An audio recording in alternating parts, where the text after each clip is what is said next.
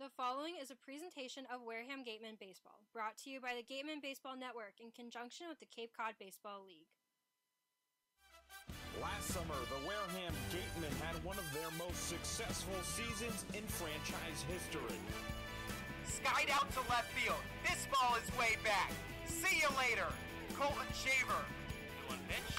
That is rocketed out to right field. Back goes the right fielder. That one's gone. An absolute bomb to right field for Gavin Sheets.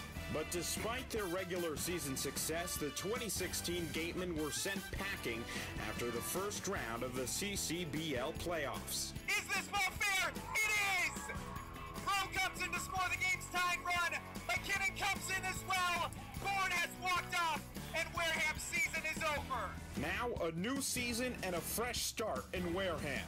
College baseball's finest are coming from all over the country in pursuit of the Gatemen's 8th Cape Cod Baseball League Championship. Through the infield, coming around to score is Topa way at the plate, and Metz is safe too. It's a 2 RBI single. 0-1 count on Luke Botfield, who swings and drives this one deep to left field. That one is into the trees. Oh no, that's sent right up the middle, past the dive of the shortstop, and in for a base hit. Rounding third, heading home is Bonfield. An RBI single for off speed, throwing back to first base McIver, and the tag is in time from Sable. Driven out to right center and deep. This one is gone. Tristan Pompey is second of the night, his second 3-run shot. Chopped in the infield, coming over is Politz. He doesn't handle the baseball. The run scores. The Gatemen win their 3rd consecutive home opener. It's Wareham Gatemen Baseball, and you're listening to it live on the Gatemen Baseball Network. The last time the Gatemen were here at McKeon Park, they put up a 10 spot in the run column, including 3 home runs. It was a slugfest last time. The Gatemen taking on the Hyannis Harbor Hawks here on the Gatemen Baseball Network. My name's Sam Corman, joined today by our wonderful broadcaster Connor Federico, and it's going to be a great one. The Gatemen and the Harbor Hawks currently battling it out for the West Division standings. I mean, right now, Hyannis coming into this game, 11 wins, a little bit further behind the rest of the teams where they're standing, but with a win today, the Wareham Gatemen jumped to 3rd in the standings. How big is this game? Well, it's really important, and we've talked about all season how, great the West Division rivalries are and how the season series have all been so close and a lot of fun to follow. This is one that's tied up at 2-2 right now, and the Gatemen are 1-1 here at McKeon Park, losing on opening day. And you just talked about just a couple of seconds ago how it was an absolute slugfest for them the last time they were here. Now you're coming off of 2 straight wins against the Cotuit Kettleers, your final true off day of the season. And I think these guys are looking forward to it, creating more separation in that really packed Western Division. You can accomplish that tonight. And Hyannis really looking for some wins right now. They're coming in with 11 wins, a few games behind Wareham for that last playoff spot. And a win for Hyannis might even be bigger than a win for the Gatemen today if you look at the standings. So their approach has to be, we need to win these last few games against Wareham. We need to win as many division games as we can.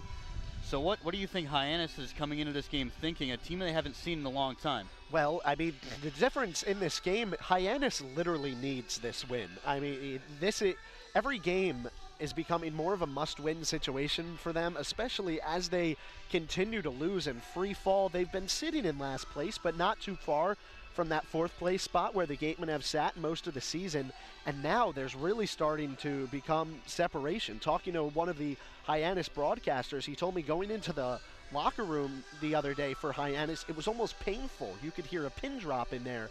These are, the Harbor Hawks are guys that have really been losing a lot.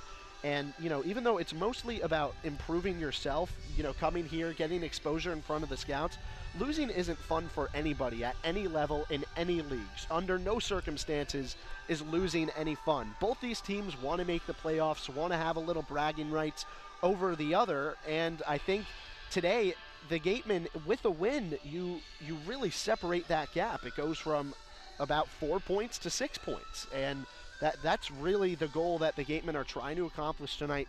Keep that team that's currently in the cellar, keep them way down there in 5th place, so maybe a comeback isn't possible. And if it is for the Harbor Hawks later in the season, make sure that you still end up in the playoffs and somebody else doesn't.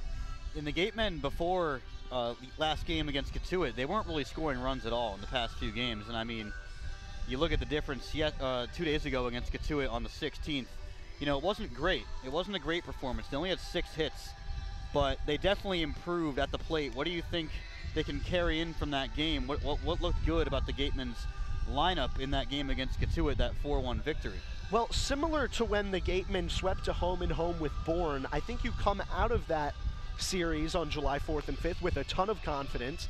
And now, I mean, the biggest point of pride for this Gatemen team right now is taking the team that was first place in the West, dropping them down 2 games, dropping them into second place, and still in striking distance of whether maybe you can eventually take that spot as the summer rolls along. I mean, 5 runs over 2 games isn't the best, but it certainly got the job done. You know, the only run scoring for the Katuitt Cavaliers in the past 2 games the Gatemen played was a home run and a meaningless solo shot by Griffin Conine in the 8th inning against Tanner Dodson.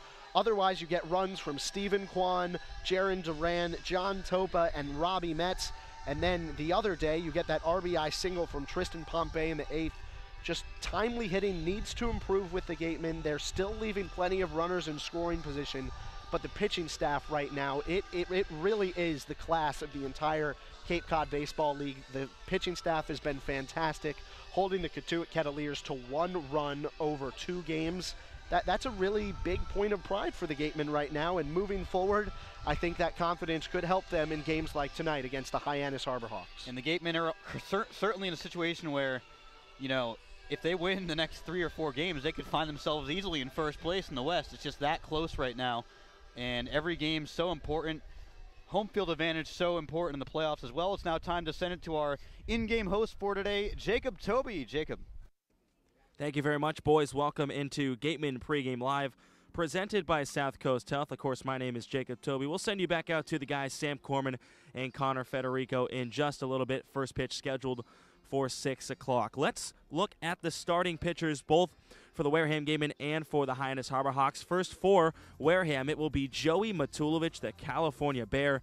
Just finished up his sophomore season. He's a right-handed pitcher, 6'3", 203 pounds. And in that sophomore season, 17 appearances, 12 starts, went 73 2/3 innings with a 4.76 ERA. And in his last start with the Wareham Gatemen was July 12th at Bourne in a start, 5 solid innings, let up only 1 earned run, 3 runs on a couple errors, 7 hits, 7 Ks, and no walks. The control was not an issue for Mr. Matulovic last time out, and Frankie Polari of D1 Baseball actually scouted Matulovic just a couple weeks ago, saying he showed good 90 to 93 mile an hour fastball, showing 94 a couple times.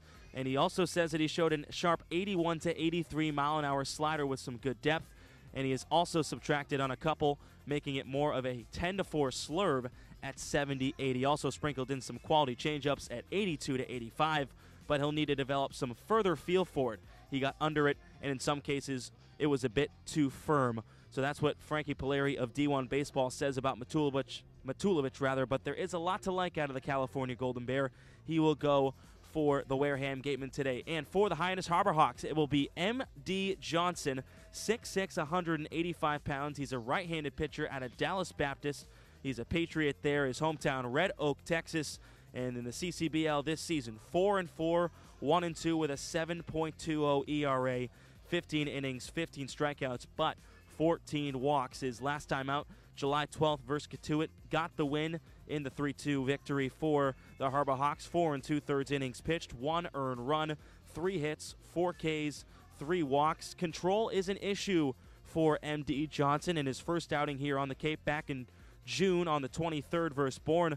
He had 7 walks, so control is the issue for him. We'll have to see how he does today with the walks. He has a 90 to 93 mile an hour fastball, a changeup, and a slider. And back at school this past season, in 2017, 18 appearances, 15 games started, through 1 complete game with 6-2 with a 4.44 ERA, 57 strikeouts to 29 walks, and he walked 6 once in a start versus New Mexico, but he did walk those 7 versus Bourne just a couple weeks ago in June. Now we will send it to our Claudia Chikamian. She caught up with head coach Don Snedden.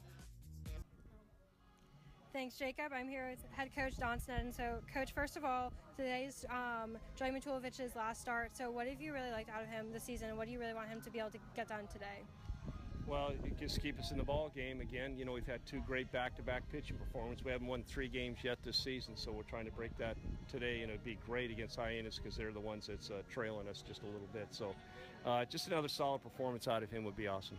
And like you mentioned, going for that 3rd straight win, hopefully you can get it done tonight. Do you think the guys are ready? You know, I asked just before after off days. Do you think they feel ready to go, or do you think that's going to make any impact on them? Oh, it didn't make any difference to these guys. I mean, they're just, you know, they come out and it's the right attitude. They come out game by game. Doesn't matter if we won or lost last game. The same approach today is you treat it all over again, and what you did yesterday does not matter. It's what you're going to do today here in the next 3 hours. And like you mentioned, divisional opponent here at Hyannis tonight. So how big is this game for you guys to hopefully get that win? Well, anytime you can do separation between the 2 is great. I mean, if we were fortunate enough to win tonight, that gives us a 3-game cushion. If we lose, it only gives us a 1-game cushion. So there's 2 games on in between that. It's not a deal breaker. There's still plenty of baseball left, but anytime you can play an opponent's following you and get rid of them and give them a loss, it's obviously beneficial. Now, you still haven't had that offensive spark that we've seen from you guys over the course of the season, where you score 8, 9, 10 runs in a game over the past week or so. So what did you guys really work on in batting practice today to make sure you're getting those runs across? Not anything different. We're still just trying to, we know that those games where we scored 9 runs are very, very few. The games we need to score 1, 2, 3, and 4 runs are always. So we're still working on manufacturing runs, execution, all that sort of stuff. That doesn't change. And finally, something that was working for you guys at home at Cotuit the other day was the base running. It wasn't perfect, like I think we talked about in postgame, but it looked pretty good. So is that something you want them to continue to do on, is making those smart plays when they're when they're trying to score? Yeah, we emphasize base running. You're going to be thrown out sometimes, but you have to stay aggressive. You got to get the pitcher in his head that you're going to steal. He may speed up his delivery, which might throw the pitch off and might be a better pitch for the hitter to hit. So you want to get in that head in there a little bit and try to disrupt him. So that's been our game from day one, in being aggressive, stealing bases, balls on the dirt, and scoring from second. Great, thanks, Coach. Okay. Back to you. Thank you very much, Claudia. That was our sideline reporter, Claudia. She came in with Wareham head coach Don Sneddon. Now let's go over the last game for the Gatemen, a 4-1 win versus rival Cotuit Cavaliers. They got 6 hits, no errors. Cotuit 1 run, 3 hits, and 3 errors. It all started with great pitching performances. First from Miller Hogan, he got the win, and Mitch Stallings for Cotuit, he got the loss at a Duke. Gatemen, they scored first, though, in the bottom of the 3rd. Jaron Duran scores on a wild pitch. Then Tanner Dodson has an RBI in that inning. The Gatemen would get 2 runs in the bottom of the 3rd. And Stephen Kwan would score on that RBI single for Tanner Dodson. Bottom of the 4th, the Gatemen would get another run, RBI double for Tristan Pompey. That one scores John Topa. The lead was then 3-0. Bottom 5, the Gatemen score in their 3rd consecutive inning. Robbie Metz scores on an error by the shortstop Chandler Avant, and that would give the Wareham Gatemen a 4-0 lead. Bottom of the 7th inning, rather the top of the 7th inning, Miller Hogan was dominant, went 7 innings, 6 strikeouts, had 2 strikeouts in that 7th inning. His last inning for the Wareham Gatemen this season as he heads home on an innings limit. Take it to the 8th. Tanner Dodson comes in to pitch and lets up a solo home run by Griffin Conine of Cotuit. Leads the league in home runs, was 1 for 3 on the day with a walk, strikeout, and of course that home run. Then in the 9th, Tanner Dodson was staying on the mound. He let up a leadoff double to Michael Tolia. Then got Grayson Genista to fly out to left field, struck out Thomas Dillard and Brett Kinnaman, all swinging to end the ball game. Tanner Dodson, 2 innings, 1 earned run, 1 hit, 2 strikeouts, and no walks for the California Golden Bear. And that's how the Gatemen got 4 runs, 6 hits, no errors. Cotuit 1 run, 3 hits, and 3 errors. They win that one over the Cavaliers.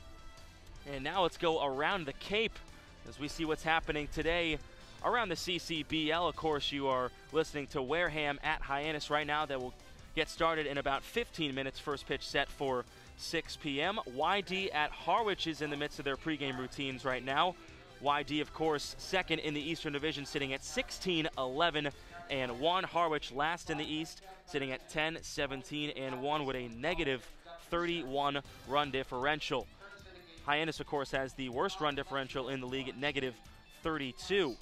Brewster and Chatham will be game 1 of 2 at 7 p.m. tonight. Brewster Whitecaps coming in, sitting at third place, 29 points in the East. Chatham Anglers right behind them, just a point, 14 and 15, 28 points are the Anglers.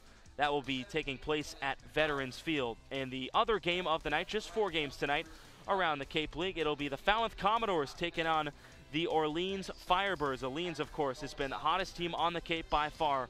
They are winners of 2 straight with a plus 56 run differential. They lead the East with 36 points, taking on a Falmouth Commodores team that is 13-14-1, 27 points, and they have a negative 13 run differential. Also, Falmouth 2-7-1 in their last 10 ball games. We will now take a break here on Gatemen Pregame Live, presented by South Coast Health. But when we get back, we'll give you the starting lineups. Also, our Claudia Chikamen will catch up with Robbie Metz, and we'll also talk to our beat writer, Matt Fell. Keep it here on the Gatemen Baseball Network. When you're sick or injured, you want care when and where it's convenient for you. South Coast Health Urgent Care has 4 locations: Fairhaven, Wareham, and now in Seekonk and Dartmouth. You can view wait times and even check in online at southcoast.org/urgentcare. Choose the time and location that's best for you. We'll even remind you when it's time to come in, and walk-ins are always welcome. Urgent care that exists to meet your needs. More than you expected? That's more than medicine. Check in at southcoast.org/urgentcare. Registration is now open for the 2017 Wareham Gatemen Youth Clinics. The instruction clinics are open to boys and girls between ages 4 and 15. The clinics are a great opportunity to meet and learn from some of the best collegiate players in the country. Clinics are held Monday through Friday, depending on the player's off day. For more information and to sign up your young ball player, visit www.gatemen.org. All-Star Game Weekend starts with a celebrity softball game on July 21st at McKeon Park in Hyannis. Come watch Jason Veritek, Bill Lee, Nancy Kerrigan, Scott Zolak, and other celebrities play ball in support of the Cape Cod Baseball League and Spalding Rehabilitation Hospital of Cape Cod. Gates open at 4 p.m. For more information and to buy tickets, go to allstarcapecod.org. That's allstarcapecod.org. Registration is now open for the 2017 Wareham Gatemen High School Clinics. These programs are run by the Gatemen coaching staff with a focus on exposing high school area players to the college game. To sign up for either the hitting, pitching, or catching camps, visit www.gatemen.org for more information.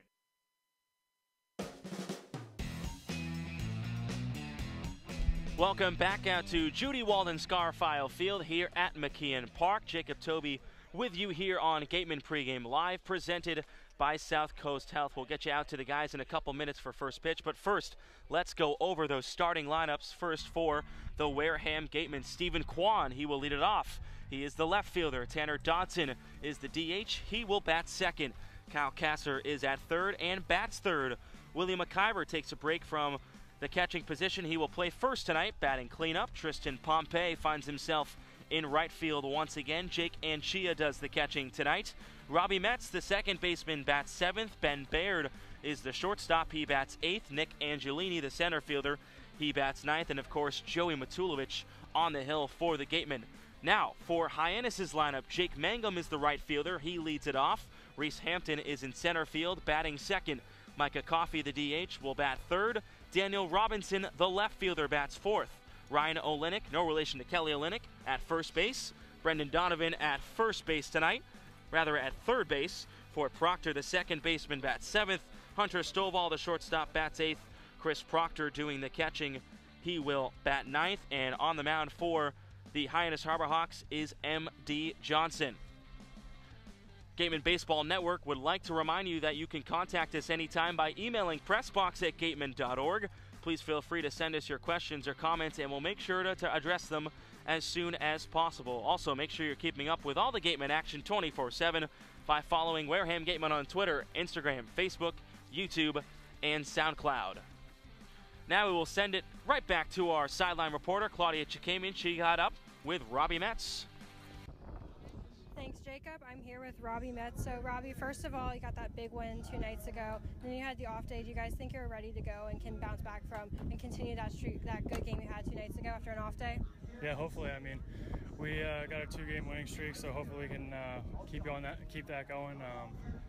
Good competition so far, and it's going to be a big game tonight against Hyannis. Yeah. So how important is this game? You know, you guys are both very close to each other in the standings. It's a division game, so how important is hopefully getting this win tonight? It's pretty big for us. I mean, it's going to help us in the standings. It's going to help us in playoffs, and I mean, right now they're not doing too great, so hopefully we can take advantage of that.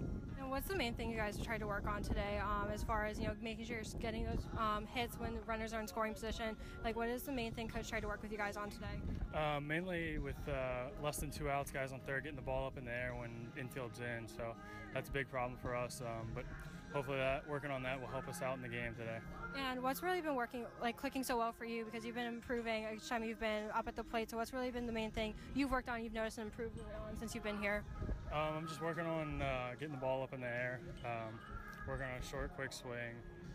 I'm seeing the ball pretty well, so I think that helps a lot. But I think just short, compact swings really helping so far. Great. Thanks, Robbie. Back to you guys. Thank you, Claudia. That was our Claudia Chikaimian with infielder Robbie Metz. Now bringing on Matty Feld, our beat writer. How we doing today, buddy? Hola. Hola, he says. So Griffin Roberts and Miller Hogan, 2 amazing starts the past 2 games for the Gatemen. Maybe the best 2 performances we both have seen in our 2 years with Wareham.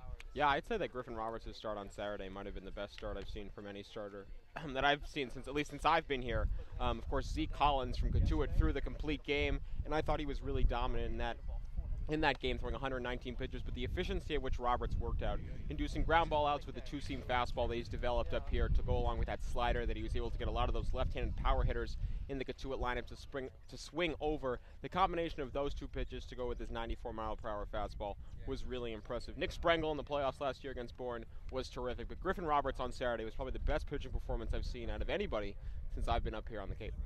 Matty Fell, before we went on live air, he points to me and points at second base and goes, hey, look over and see who's taking some reps at second base in the infield, outfield. And I look over, and it's outfielder John Topa. What's he doing over there? Yeah, it's like the next Craig Biggio or something. You move him from the outfield and go play second base. Or maybe Biggio did it the other way. No matter.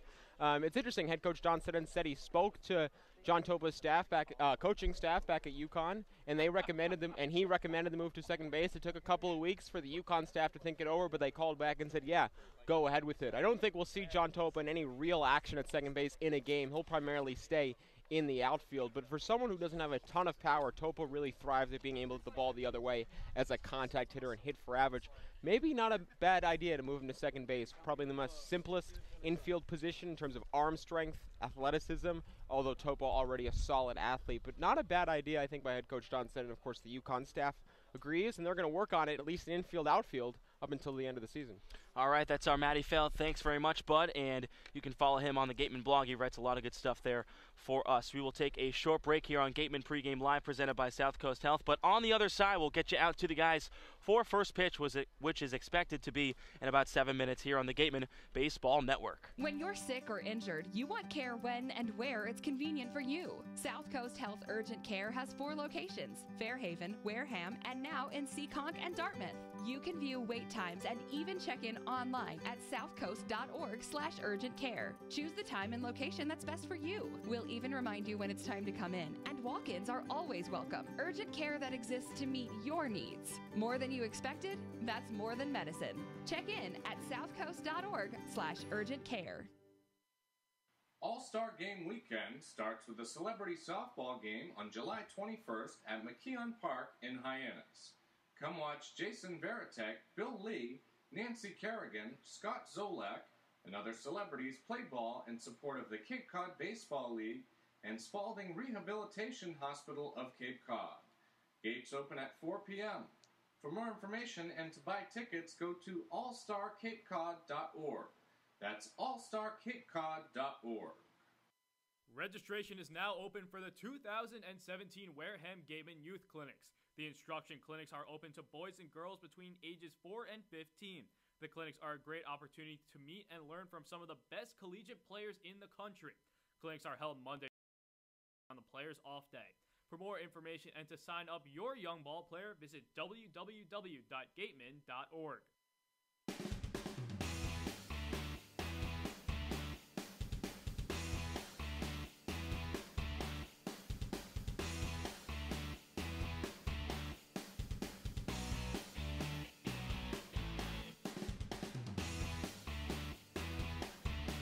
Welcome back out to McKeon Park, everybody. My name is Jacob Toby. Thanks for hanging out with me on Gatemen Pregame Live, presented by South Coast Health. Up next, Wareham and Hyannis. Wareham sitting at 13-15-1, 27 points in the Western Division. Hyannis trails them by just 3 points, 11-17-2. Now for first pitch, the call by Sam Corman and Connor Federico. Boys? Well, this is game number 30 of the season for the Wareham Gatemen. 15 of them to go now on the season. So games getting bigger and bigger here at McKeon Park, and none bigger than playing a division rival, one who's trying to work their way back up into the playoff picture. Who in this Gatemen lineup are you looking to have a breakout day today? Well, we haven't seen Jake Anchia in the lineup in a little while, and the same can be said for Ben Baird and Nick Angelini. But Jake Anchia leads this team in home runs with 3. We've seen him show off the power, the righty. This is like one of the only times that the righties get a short porch, and it's here today, 324 feet out to left field at McKeon Park. And this game, it should be exciting for him for sure. N.D. Johnson, the pitcher for Hyannis, he's had some control issues, but he did win his last game, which means he threw a lot of strikes. And when you throw strikes, that's usually when hitters get hits off of you. As simple as it seems, that's sort of the breakdown in baseball. If you throw strikes and hitters hit it, they're going to get hits. And Jake Anchia, if he gets a mistake pitch today from Johnson, he could take 1 yard. I'm looking for him to do that. It's a short ballpark for sure. Only 318 down and right, 324 and left, 375 to dead center. That's definitely the shortest in the Cape Cod League. And how about this Hyannis lineup? They're nothing to overlook, even though they're sitting in last place in the West. They have a lot of good players. Yeah, they certainly do. And the one I'm looking for today is the leadoff hitter, Jake Mangum, hitting .337 coming into this game. A late addition initially to the Harbor Hawks lineup, but he's since played plenty of games. This will be his 24th game of the summer since the Gatemen have last seen him, and not a power guy, but a speed guy for sure. He's stolen 10 bags, but also look out for Jake Anchia's arm today, because in terms of stealing bases, Mangum is 10 for 20, so he's also been thrown out 10 times. So he's an aggressive base runner, but Anchia could get him. If he doesn't, he has a great knack to get on base and then steal one, get himself in a scoring position. The Harbor Hawks, they can manufacture runs. It's just a matter of Joey Matulovic shutting them down today instead. On that note, Jake Anchia at Nova Southeastern caught three people stealing out of 14 attempts this season. And you mentioned Jake Mangum. 3 Magnolia State natives in this Hyannis lineup today, but we're about ready for the national anthem here at McKeon Park in Hyannis. He also plays softball at Barksville High and is a member of the school's drama club, the JCL Club, and the chamber choir. Baseball fans, please rise and move your caps for the singing of our national anthem. Oh, say, can you see?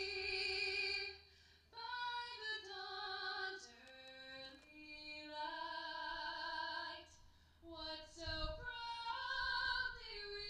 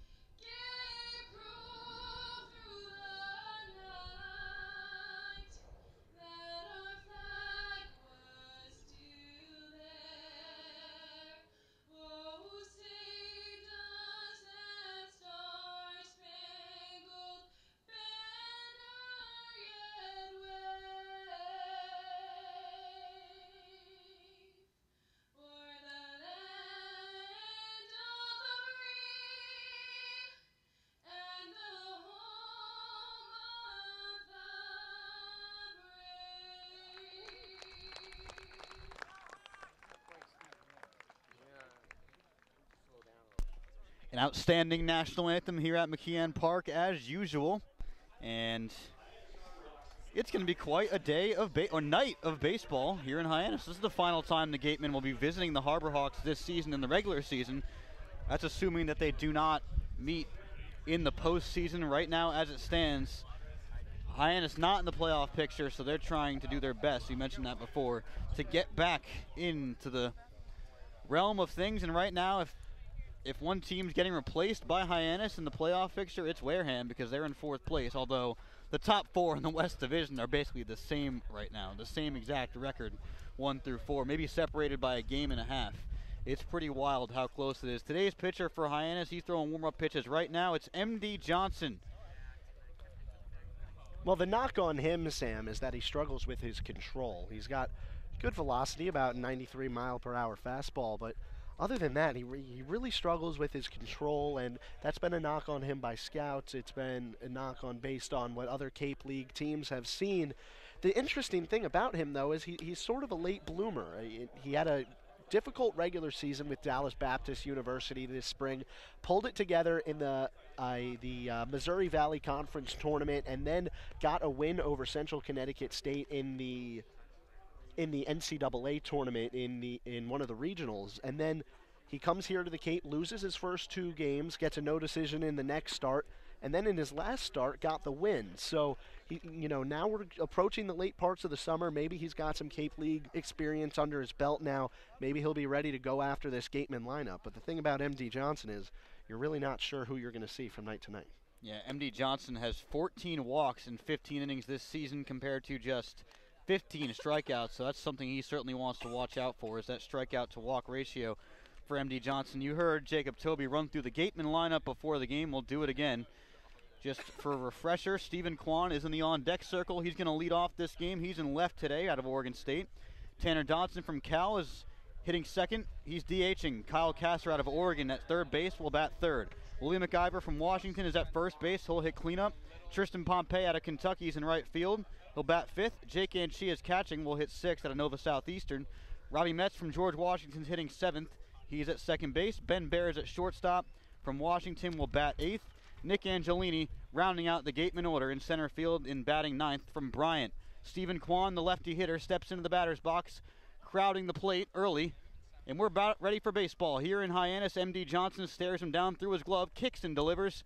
In there for a strike on the inside part of the plate. Kwan showed bunt, pulled it back, and it's 0-1.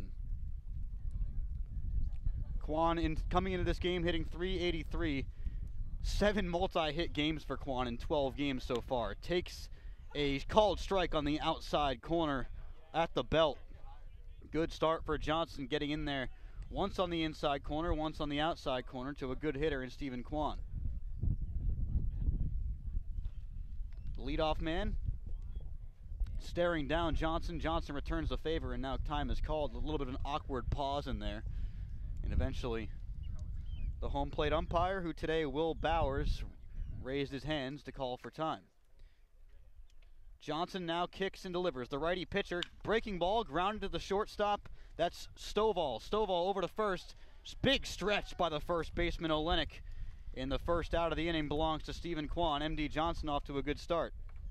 That out made possible by the stretch of Ryan Olenek over there at first. He's got such a tall and lanky frame, but it really works for him right there. He stands 6'5", 185 pounds, and every inch of him was needed to beat out that soft ground ball from Stephen Kwan. We've seen him beat out plenty of infield singles.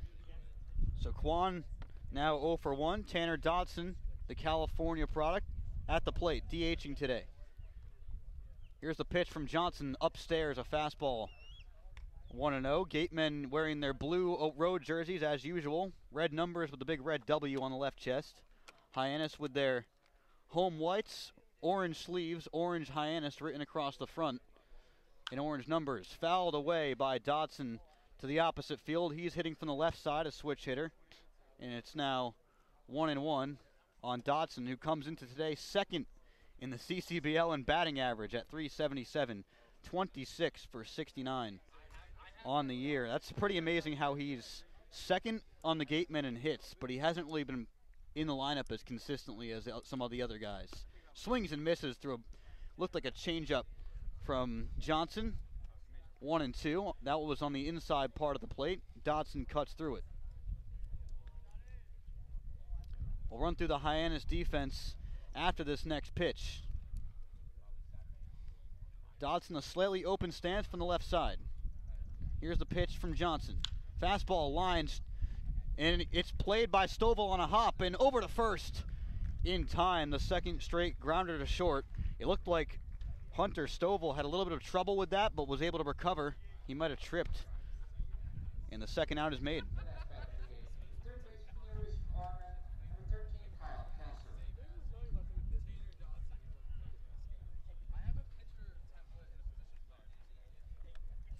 We'll run through the defense for Hyannis now. In the outfield, left to right, Daniel Robinson, Reese Hampton, Jake Mangum. Left to right in the infield as Kyle Kasser steps in.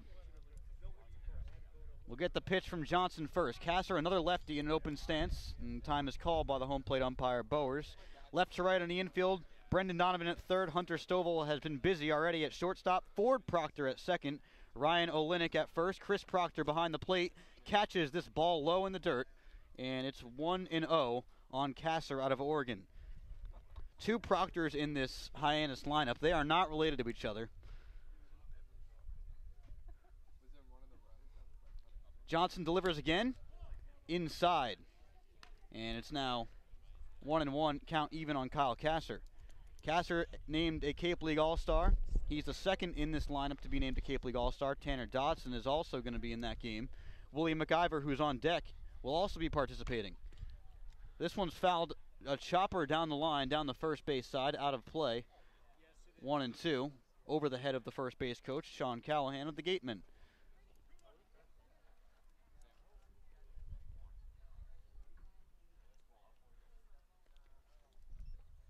Here's the pitch, the 2-1. Chopped out to the shortstop, and it's once again Hunter Stovall over to first in time. 3 consecutive grounders to short and the top half of the first inning. The Gatemen go down scoreless, 1-2-3. On to the bottom half, the Harbor Hawks coming to bat with a chance to take the lead here on the Gatemen Baseball Network.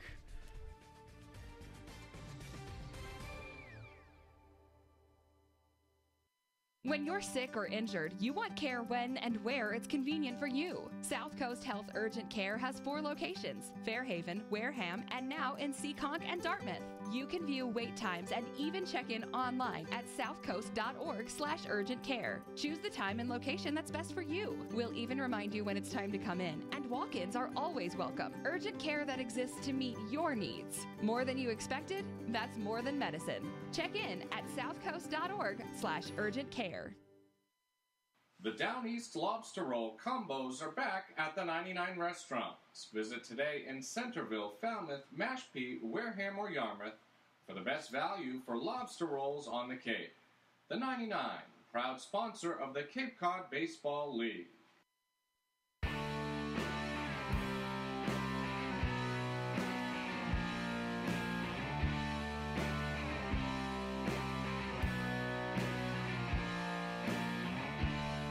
Welcome back here on the Gatemen Baseball Network. The Gatemen defense on the field taking their warm-ups. Joey Matulovic on the mound. The pitcher out of Cal. What are you looking at to see out of Matulovic? He's been really good all season. Well, he locates that 94-mile-an-hour fastball really well. He's got such great control of it, and it's a lot of fun watching him pitch. Got great velocity, change-up, curveball. Just he can really go at hitters. He's not afraid to get ahead early in the count. Hyannis, a lineup that takes a lot of pitches for the most part. They're not really a bunch of free swingers.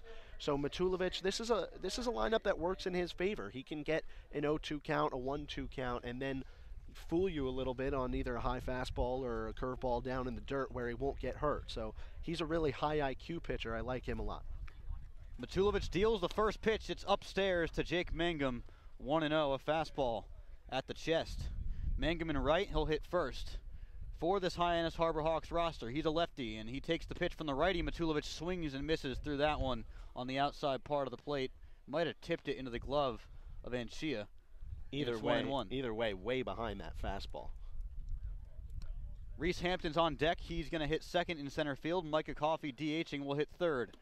Fastball inside part of the plate, called strike. on Mangum in the count, 1-2.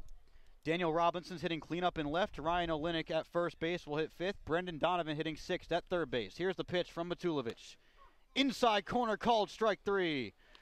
The first strikeout on the first batter for Joey Matulovic, brought to you by the law offices of Lang, Exafaris, and Bullard.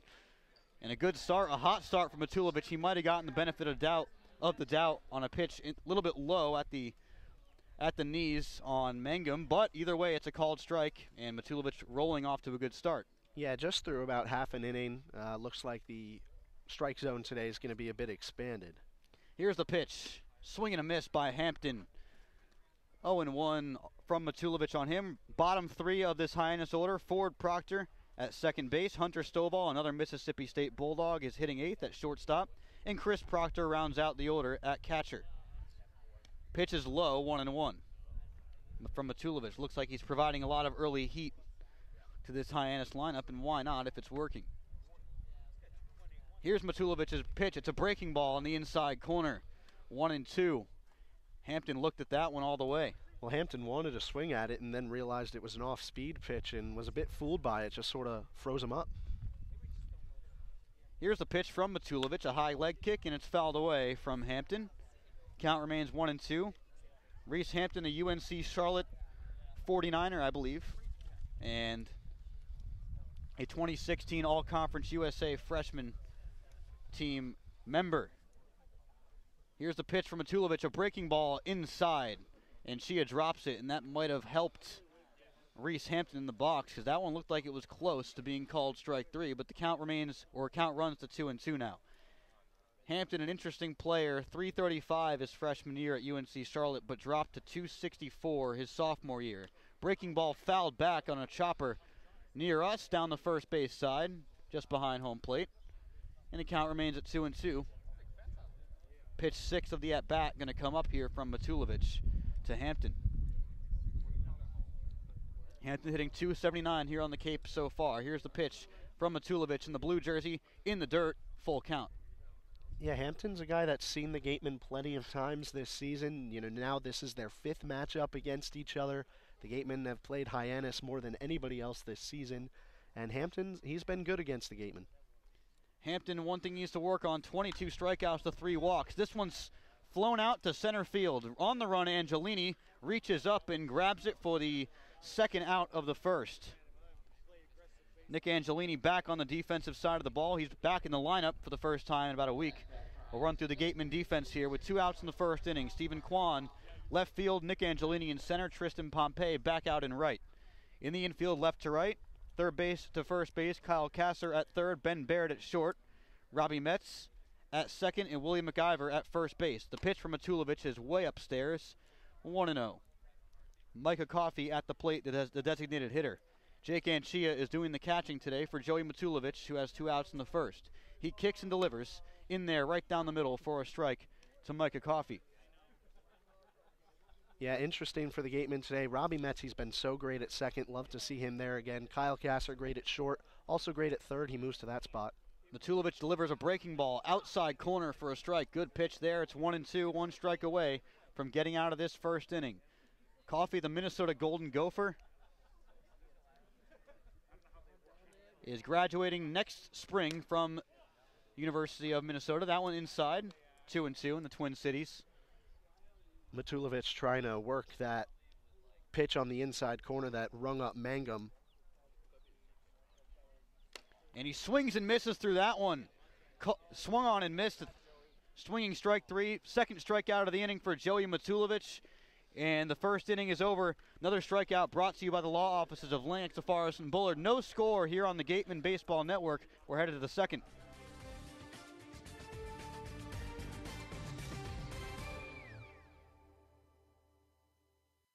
Listen to the game wherever you go with the Next Radio app. Catch this station's local broadcast or stream all the action right on your phone. Visit the Google Play Store and download the free Next Radio app today. Baseball Factory, a proud partner of the Cape League since 1991, holds over 600 events nationwide for players ages 8 through 18, including 3 training weeks here in the Cape. Baseball Factory alumni have played on every Division I college program across the nation, plus 400 have made it to the majors. Visit baseballfactory.com to learn how you can build your way to greatness. Friendly's Restaurants, a timeless tradition since 1935, is proud to be the official ice cream of the Cape Cod Baseball League and bring together two of America's favorite pastimes, baseball and ice cream.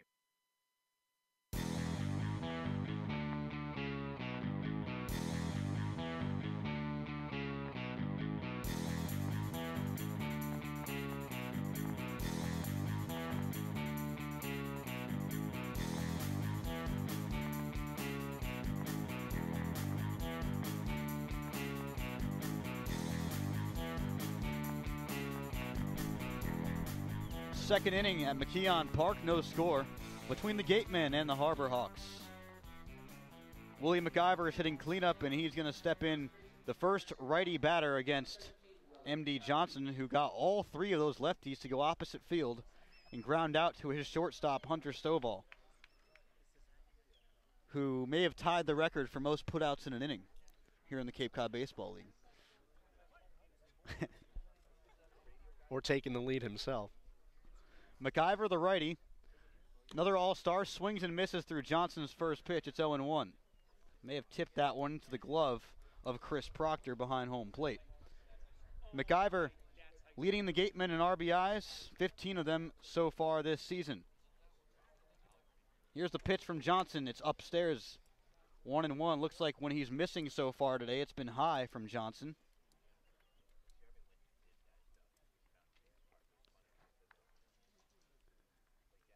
Johnson kicks with a high leg kick, delivers a breaking ball low and away, 2-1. All of these Gatemen hitters have such good eyes at the plate, really well disciplined, looking at pitches right there, the 1-1, breaking ball that starts in the zone and then just falls out. Great recognition by McIver. We'll see what Johnson goes to on the 2-1. Here's the pitch. Looked like another breaking ball. That one didn't break as much and was left up in the zone for a ball, 3-1. Yeah, trying to go front door that time doesn't work, and now McIver has a great hitter's count, can really just pick the pitch that he wants. If it's not there, walk on down to first. Johnson stares at McIver through his glove. Now it kicks and delivers. And he checks his swing. It's a ball, and first base umpire Robert Aquino says he does not go around, so McIver works a walk to lead off the second inning for the Wareham Gatemen.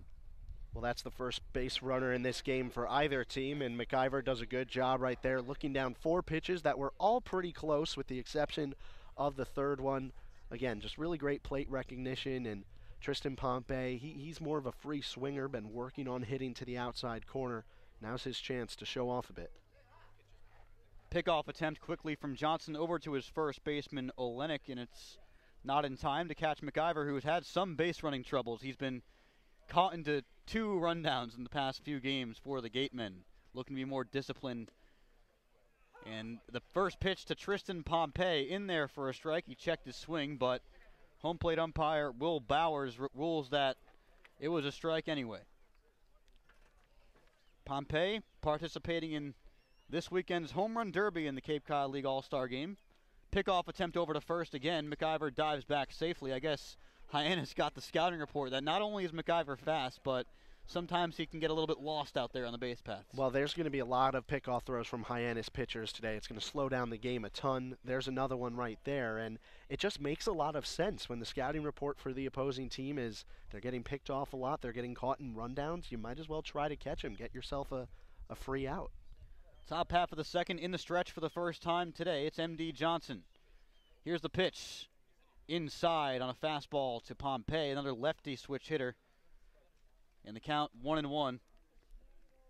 McIver, now with his team-leading 14th walk, is on first base. You talked about discipline at the plate. McIver certainly leading the way for the Gatemen lineup.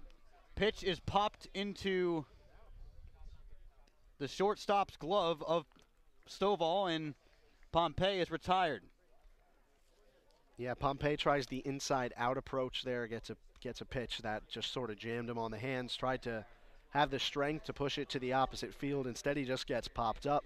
Lucky his bat didn't break there.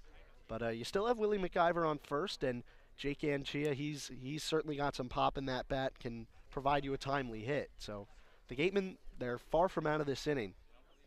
Reminder that you can reach out to the Gatemen broadcast team at pressbox@gatemen.org. Pickoff attempt once again to Olenek, not in time to beat McIver.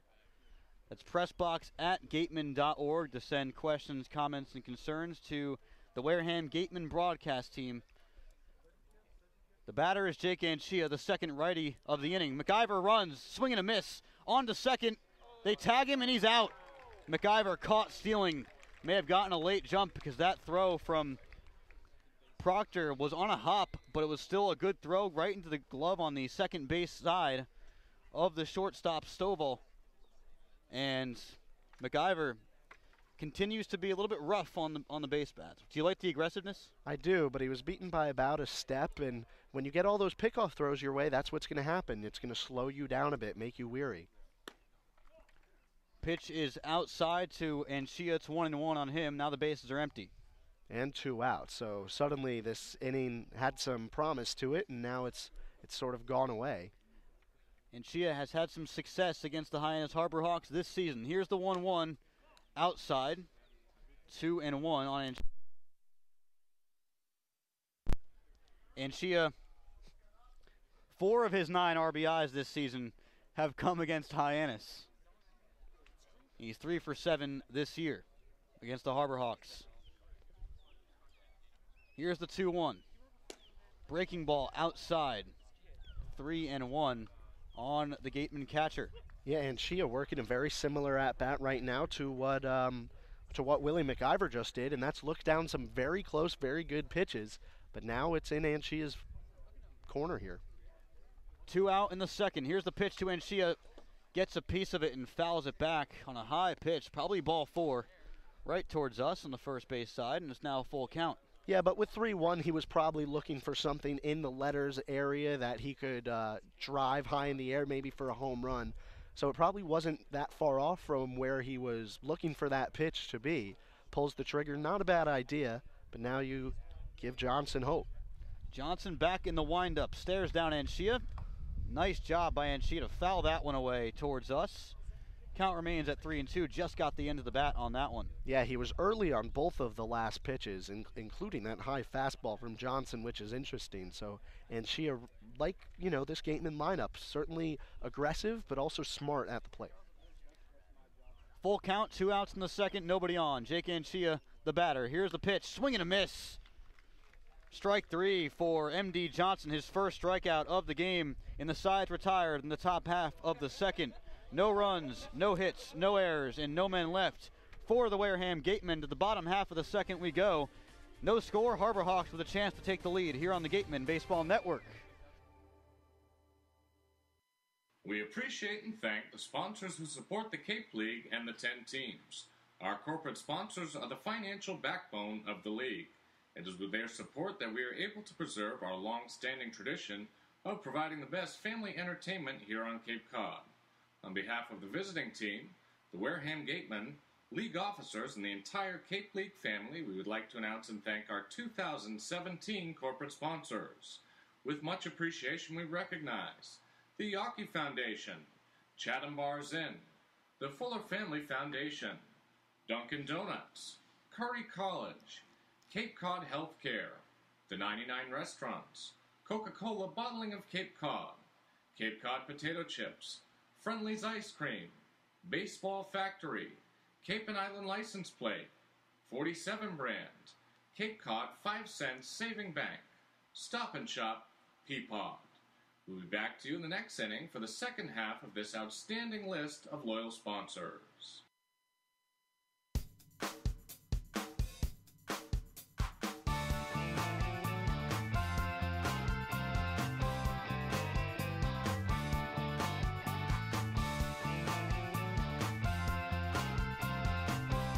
Welcome back. It's the bottom half of the second inning here at McKeon Park. No score between the Harbor Hawks and the Gatemen.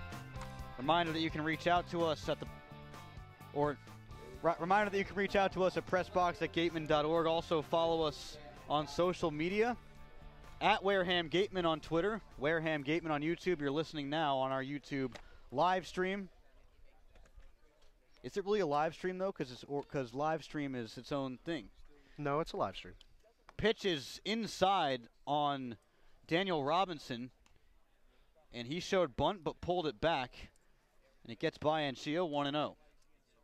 Matulovic back out on the mound after striking out 2 of the first 3 batters he faced.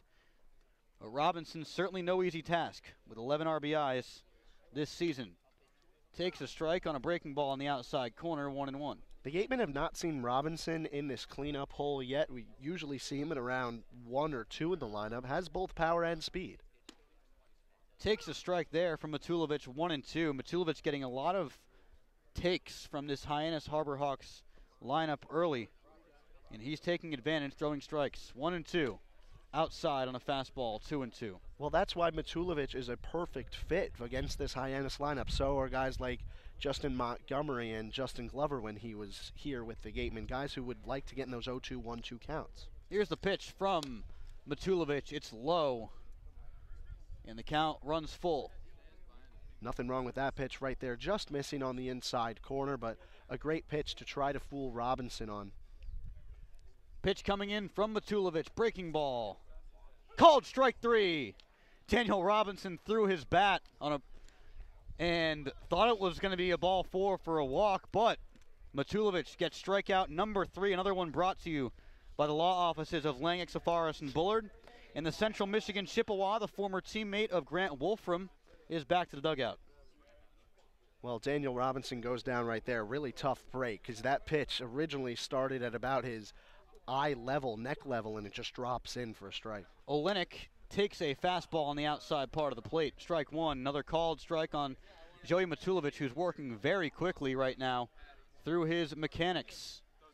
Stares through his glove, and the righty delivers. Swung on, grounded to the second baseman, Metz. Metz to McIver. 4-3, second out of the inning. Hyannis' first 5 have been retired. And Brendan Donovan's next to face Matulovic.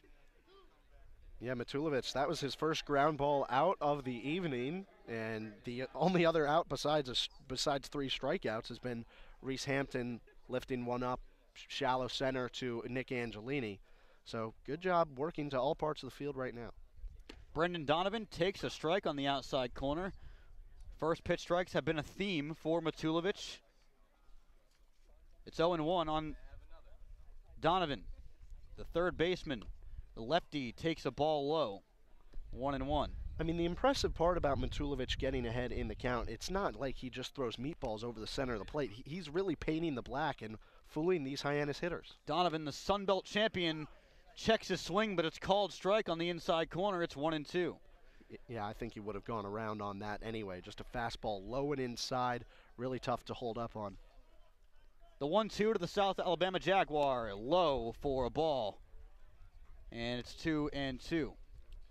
Yeah, you mentioned it. Matulovic really just throwing pitch after pitch right now. He's really working very quickly. Kind of getting foggy here at McKeon Park. Breaking ball inside, as kind of wiggling out of the way of that one was Brendan Donovan, who has 2 home runs, 7 runs batted in this year for the Harbor Hawks. The lefty again against Matulovic, pops it up into the fog, which just got here. The center fielder Angelini on the run, makes the catch. Didn't look like he had much trouble in those clouds. In the side retired here in the second. No runs, no hits, no errors. A 1-2-3 inning for Joey Matulovic. To the third we go. No score here on the Gatemen Baseball Network.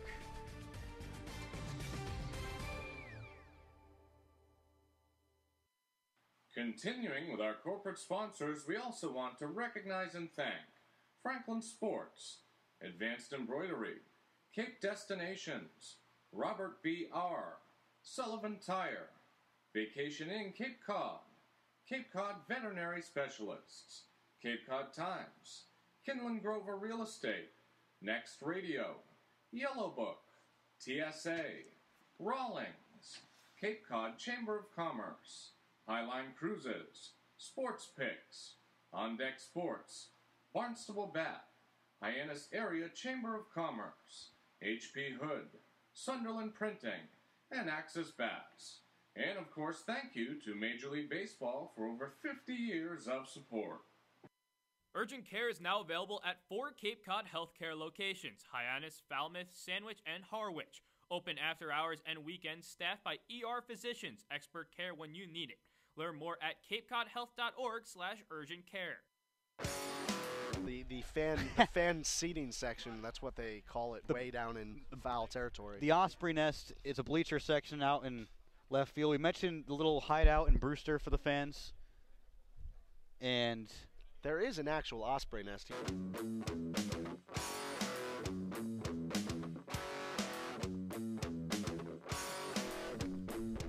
Welcome back. It's the third inning here at McKeon Park in Hyannis. The fog has come out of nowhere.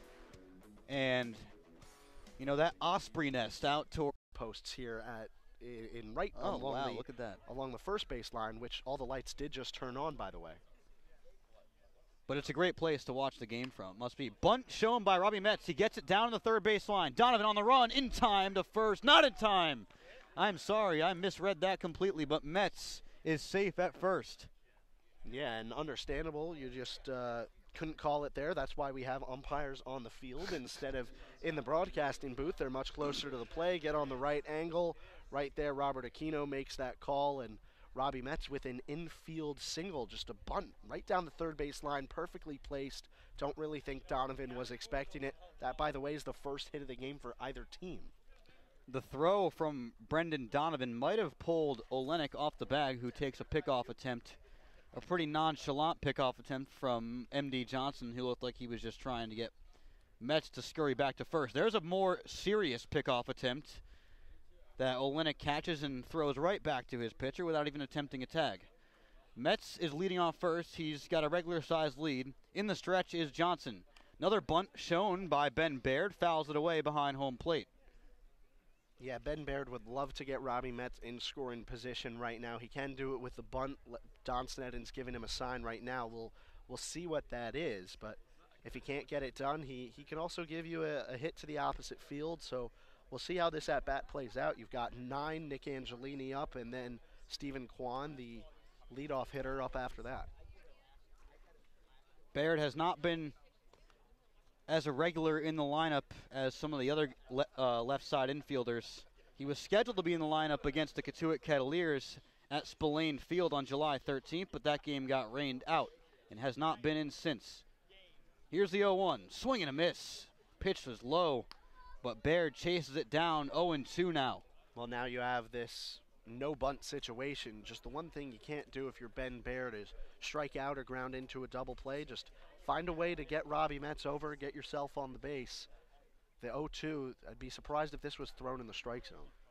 Baird's last start against the Chatham Anglers on July 10th went 1 for 4 with an RBI double. Another pickoff attempt to first. Metz runs back, standing up, and is in time. All these pickoff throws very close. Johnson has a great pickoff move for a righty. He's just got to be careful that he's locating it correctly. The University of Washington product, the righty batter at the plate. Takes a strike, called strike 3 to Ben Baird at the knees, and he's unhappy with the call, but the first out of the inning. And the second strikeout for M.D. Johnson, the first time he gets a Gateman batter looking. Well, that was a great pitch by M.D. Johnson on 0-2. He gives you the low fastball, and really all you can do with that is ground into a double play or strike out looking. So definitely tough at-bat for Ben Baird. That's why you don't like to get caught in an 0-2 count. Well, it looks like Will Bowers' strike zone has that low fastball in the repertoire. First pitch going to come into Nick Angelini, another righty. Here's the pitch, swings through it. Looked like maybe a changeup, and it's 0-1 to Angelini. Angelini has not been, another guy who hasn't been in the lineup for a while. He was actually on the Harbor Hawks roster, preseason roster last season. Never played a game. He might have decided not to attend Hyannis last season, but here he is with Wareham facing his former team. Pickoff attempt once again, not in time to get Robbie Metz. Angelini's last start was against YD back in Wareham.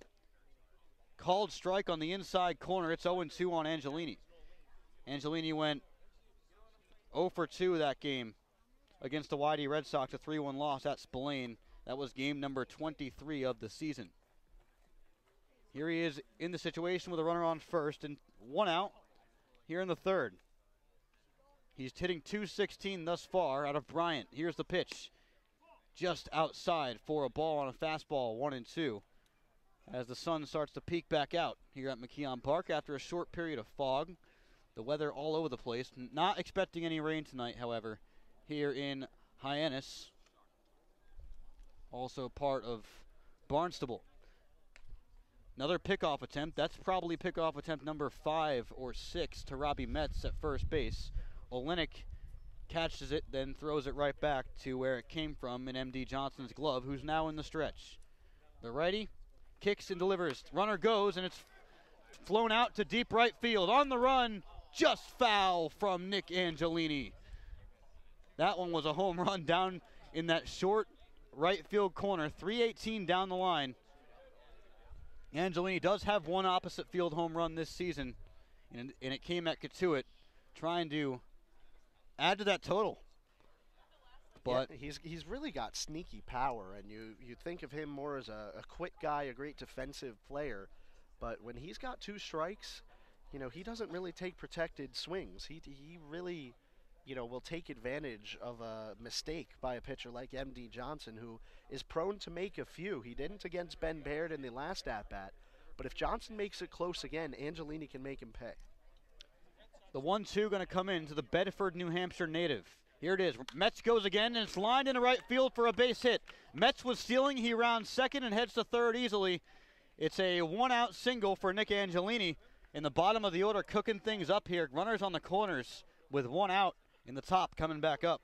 Well, Nick Angelini fighting off that 1-2 pitch. You ask him for a hit and run or maybe just a straight steal attempt by Robbie Metz, and you line in that single right into right field ahead of the right fielder Mangum, and Mangum had no shot to get Metz at third. He was already halfway around the bag by the time he fielded it. Just great situational hitting by Nick Angelini. Again, we see him come through with 2 strikes. And that's what he's capable of. And he's also capable of stealing second base right here if the Gatemen ask him to. Stephen Kwan, the lefty at the plate, swings at the first pitch and fouls it straight back over the netting out of play. Kwan's 0 for 1 with the ground out to short. I'm going to say that about the next 2 guys in the order as well, in Dodson and Kasser. Top 4 in the lineup today for the Gatemen are all Pac-12 hitters from 4 different Pac-12 schools. Oregon State, California, Oregon, and Washington, 1-4.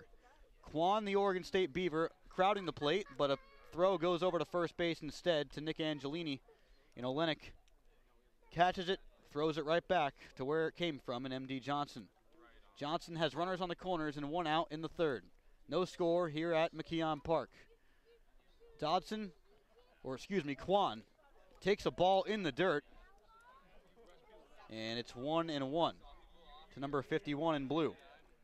Hyannis' defense is playing this pretty interestingly, in my opinion. You have the corners of the infield up, and Donovan and Olenek on the grass, hoping to cut down a run at the plate. The middle infield's back, but you're not going to double up Stephen Kwan on a ground ball. So, interesting call by Chad Gassman, the manager for Hyannis.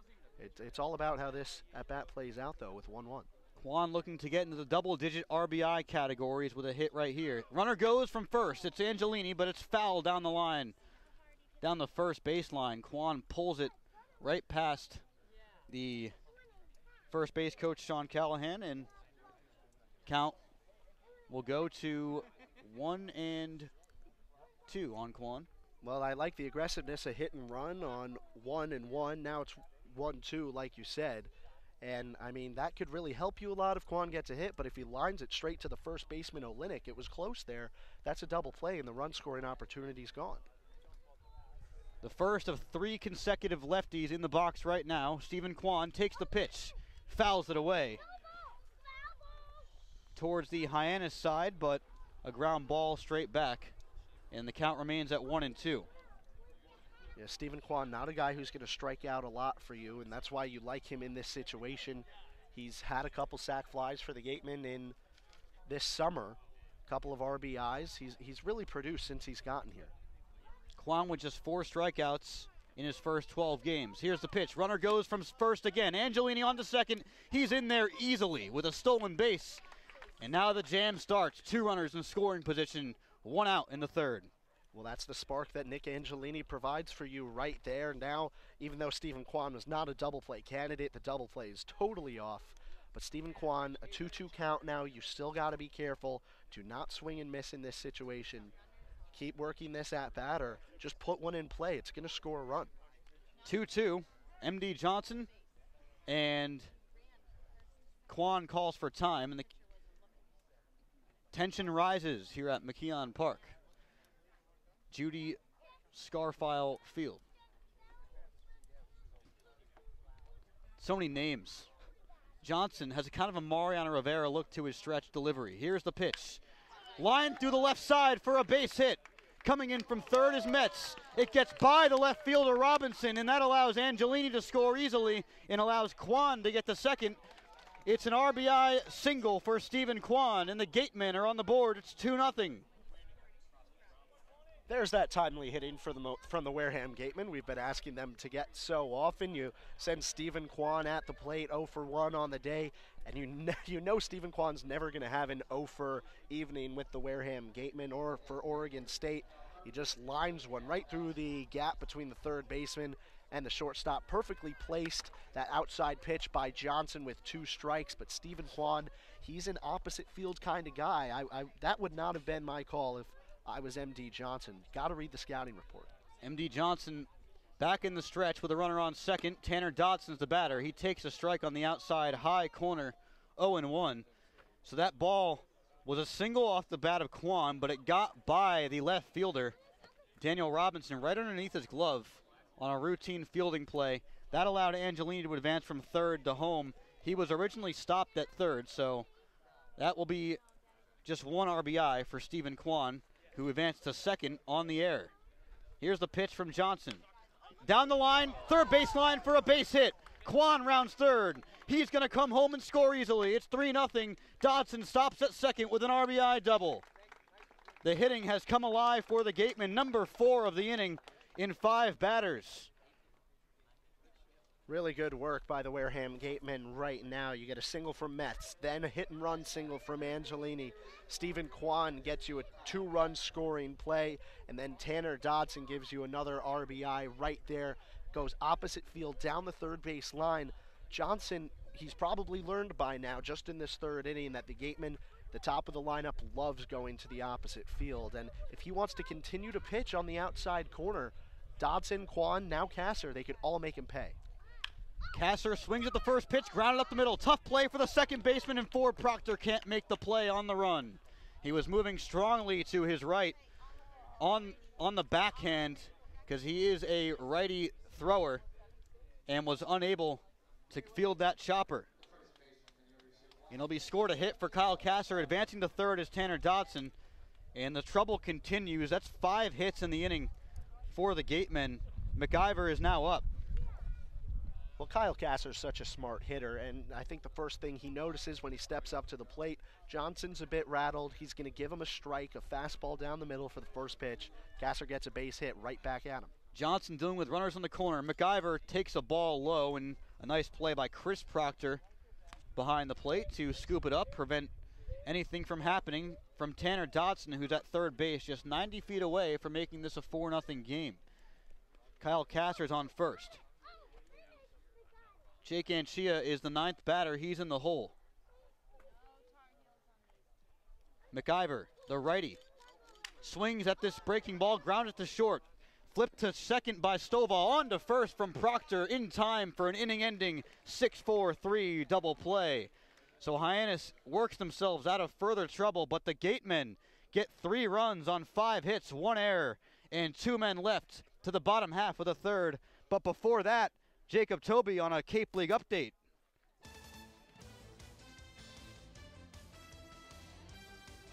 Thank you very much, guys. Well, no games have started yet here on the Cape yet, except this game, Wareham at Hyannis. Of course, the Gatemen have a 3-0 lead over the Hyannis Harbor Hawks. Top of the first, YD and Harwich, they just started, just through first pitch. The Red Sox playing the Mariners, it is Tim Brennan out of St. Joseph's for the Red Sox. He is tied 4th in the league in strikeouts with 28. Harwich will counter with Jake Agnos. And so those two pitchers will go at it for the Sox and the Mariners. 7 o'clock start times tonight for the other two games here on the Cape. Brewster and Chatham will play at Veterans Field starting at 7 p.m. Tony Losey will get the bump for the Brewster Whitecaps. Chatham Anglers will throw Jacob Stevens, who is 0-2 on the year. And the other 7 p.m. start time tonight, Falmouth Commodores and the Orleans Firebirds. Matt Mercer will throw for the Falmouth Commodores. And for the Orleans Firebirds, it will be Logan Gilbert. So that is all for this Cape League update. Back to the boys. What's going on, guys? The boys are back. And it's the the bottom half of the third inning. Ford Proctor is set for his first at-bat, and a long rest for Joey Matulovic as he watched 7 Gatemen batters go in that inning. Matulovic has been strong. He's been firing pitches at a ridiculous rate thus far. The first pitch is upstairs to Ford Proctor. And it's 1-0. Fouled away by Proctor as the music fades out. Fades out. That was pretty fun and dramatic. I enjoyed that. 1-1 on Proctor as he was in a very dramatic at-bat thanks to that trumpet music from Unknown. Here's the 1-1 in there for a strike. 1-2. Proctor, the 7-hitter in his first at-bat in 2016, made 5 different All-America lists as a freshman. Swings and misses. Strike 3. Joey Matulovic, number 4 for him here in the third inning. Another one brought to you by the law offices of Lennox, Forrest, and Bullard. And he's just dealing easily. It just seems easy for him. Yeah, I mean, when he gets ahead in the count, he can really make you pay. That was a very quick at-bat by Ford Proctor. Just see ya. Hunter Stovall is next. He takes a pitch low, 1-0. Stovall, the second of 2 Mississippi State Bulldogs in this lineup. Here's the pitch outside, fastball, 2-0. Mississippi State, of course, had one of the toughest draws in the Super Regionals. They advanced out of their Hattiesburg Regional, where Southern Miss hosted, but then had to play LSU. Fouled away over our heads down the first base side, 2-2. So, I mean, that SEC matchup in Baton Rouge for Mississippi State, it was tough for them. It was really unwinnable because of the way that LSU was playing. I mean, they were just so hot. Pitch from Joey Matulovic, grounded to the shortstop. Fielded with one glove by Ben Baird over to first in time for the second out of the inning. Well, we've seen Ben Baird flash that one glove so often this season, and he's really great when the ball is hit softly. He can come up to the ball, transfer it from the glove to the hand very quickly, throwing across his body or even coming towards the plate, making a strong throw to first. That's just what he's known for, being a great defensive shortstop. I meant to say one hand, of course. He didn't use the other hand to back up his glove, as most infielders are taught. Breaking ball, first pitch, swung on and driven out to right field by Chris Proctor, and it drops for a base hit in front of Tristan Pompey, who might have misjudged that a little bit. There was really no way Pompey was going to get to that ball because the bat just broke a little bit, and you know that takes some velocity off the ball. That one dropped right in front of Pompey. Nothing he could have done about that. It's the first hit Matulovic gives up, and it was a jam shot. It was still a good pitch, just a bit unlucky. So the first hit belongs to Chris Proctor from Duke, and the first pitch to Jake Mangum is low, 1-0 on him. Mangum struck out looking to start this Hyannis batting order back in the first inning. Here's the pitch from Matulovic. Fastball grounded sharply to second, taken by Metz over to the first baseman McIver, and another quick inning for Joey Matulovic. No runs, one hit, no errors, and one man left for the Hyannis Harbor Hawks. To the fourth we go. It's 3-0 Gatemen here on the Wareham Gatemen Baseball Network.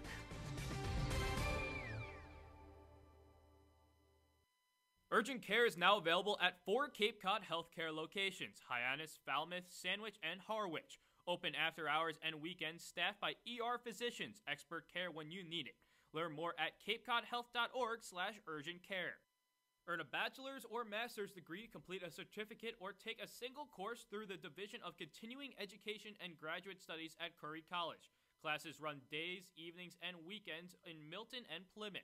To learn more about programs in business, criminal justice, education, nursing, and more, visit curry.edu. The Wareham Gatemen and the visiting team, the Cape Cod Baseball League, and the NCAA promote good sportsmanship by student athletes, coaches, and spectators. We request your cooperation and positive support of the participants and officials.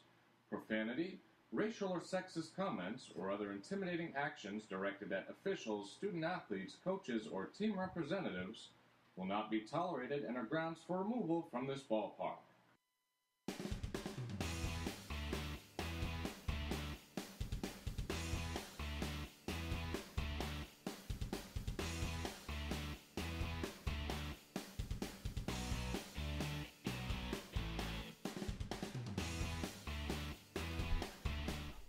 Welcome back. It's the top half of the fourth inning. The Gatemen up 3-0 on the Hyannis Harbor Hawks.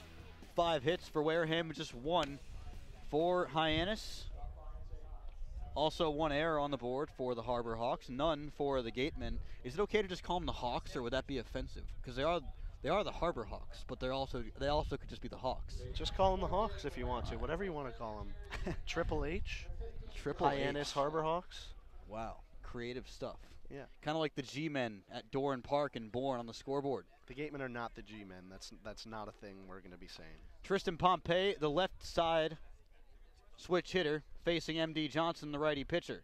First pitch is high, 1-0. That one was at the shoulders to Pompey, who's 0 for 1 with a pop out to short. He's hitting 13 for 66 so far, just below 200. Lines this one back into center field for a base hit on the second pitch of the at-bat. A leadoff single for Tristan Pompey. Hit number 14 for him on the season. Really good piece of hitting right there. M.D. Johnson today, he's given up plenty of fastballs just right over the heart of the plate. Pompey takes advantage of it, just drives it right back out towards the mound, and had really great power on that hit. Just lands right in front of the center fielder, Hampton. That's all you can ask Tristan Pompey to do on that pitch. He comes through, he gets on, and now this could maybe be another big inning for the Gatemen. That's hit number 6 for the Gatemen in the last 8 batters. Jake Anchia is at the plate. The catcher is 0 for 1 with a strikeout. He fouls this one straight back over the netting behind home plate. 0-1 from Johnson on Anchia. Anchia hit .326 this year in D2 play with Nova Southeastern, who also won a D2 national championship just 2 seasons ago with the Sharks in Florida. Breaking ball, chopped past the glove of the third baseman, Brendan Donovan, and into left field for a base hit. Donovan was playing shallow third base, not at the grass, but a little bit behind the grass, and that kind of bit him a little bit, but good job by Anchia to find the hole. First and second, nobody out for the Gatemen. They're really cooking things up early in the innings now. Well, yeah, the Gatemen are just rolling right now, and as we've seen with the Gatemen and throughout the Cape League this summer, it's important to keep your foot on the gas. You never want to feel like you have too many runs. The Gatemen have a 3-0 lead now, but who knows if Hyannis comes back in this game. Just make this game unreachable for the Harbor Hawks as soon as you can. Robbie Metz led off the last inning, and he bunts the first pitch down the first baseline. Johnson makes the safe play over to first for the first out of the inning. Advancing to second is Jake Anchia. Advancing to third is Tristan Pompey. And Ben Baird's next to bat with 2 guys in scoring position, less than 2 outs. A big situation for a guy who hasn't been in the lineup recently. Yeah, and you don't have to get a hit in this situation. You can drive down a deep fly ball. You have a runner on third in Pompey who has plenty of speed. The whole infield comes in now. The ground ball double play isn't possible with 2 runners in scoring position and no one holding over at first. So deep fly ball here would be great for Baird. Johnson delivers to the righty, Ben Baird. It's low at the plate. Good block by Chris Proctor. behind there, 1-0. Reminder that you can reach out to the press box at pressbox@gatemen.org. That's pressbox@gatemen.org. Send questions, comments, and concerns. As well as follow the Gatemen on social media at Wareham Gatemen on Twitter, Facebook, SoundCloud, YouTube. Pitch is in the dirt. It gets behind the catcher Proctor. Coming in to score easily is Tristan Pompey. It is 4-0 Gatemen on a pass or on a wild pitch from M.D. Johnson. He's kind of gotten out of control. Advancing to third is Jake Anchia. Now Ben Baird trying to really open this game up with less than 2 outs. 4-0 game. And a 2-0 count, so he's going to be looking for his pitch right here. The infield still remains in. You have Jake Anchia on third with 1 out. Great opportunity for the Gatemen still. Takes a ball up high, and it's 3-0. So Ben Baird in a major hitter's count right now with a runner just 90 feet away and Jake Anchia. There's 1 out in the inning. It was a Robbie Metz sacrifice bunt that moved both runners over. Here's the pitch from Johnson, and it's in there for a strike on the inside corner. 3-1. That's fine. Just keep the bat on the shoulder. You still have this hitter's count in your advantage. And that sac bunt from Metz really works perfectly. That's the reason Pompey has scored in this inning. He got to third thanks to the bunt, perfectly placed. 3-1, 1 out. Pitch to Baird, upstairs and away. He works a walk. And Baird is on first. Runners on the corners again for the Gatemen. Nick Angelini up to the plate, and he worked a really good at bat last time he was here. Worked a single, and that really jump-started the Gatemen's really good inning back in the third. Well, the single moved Robbie Metz over to third thanks to the hit and run. Just good situational hitting with 2 strikes. That's what we saw last time from Angelini. And now with M.D. Johnson, he's not just missing high, he's missing all over the place. 4 of those balls, 3 of them were high, 1 was down in the dirt, and Proctor wasn't expecting it. That's the reason Pompey scored. That was walk number 2 on the day for Johnson.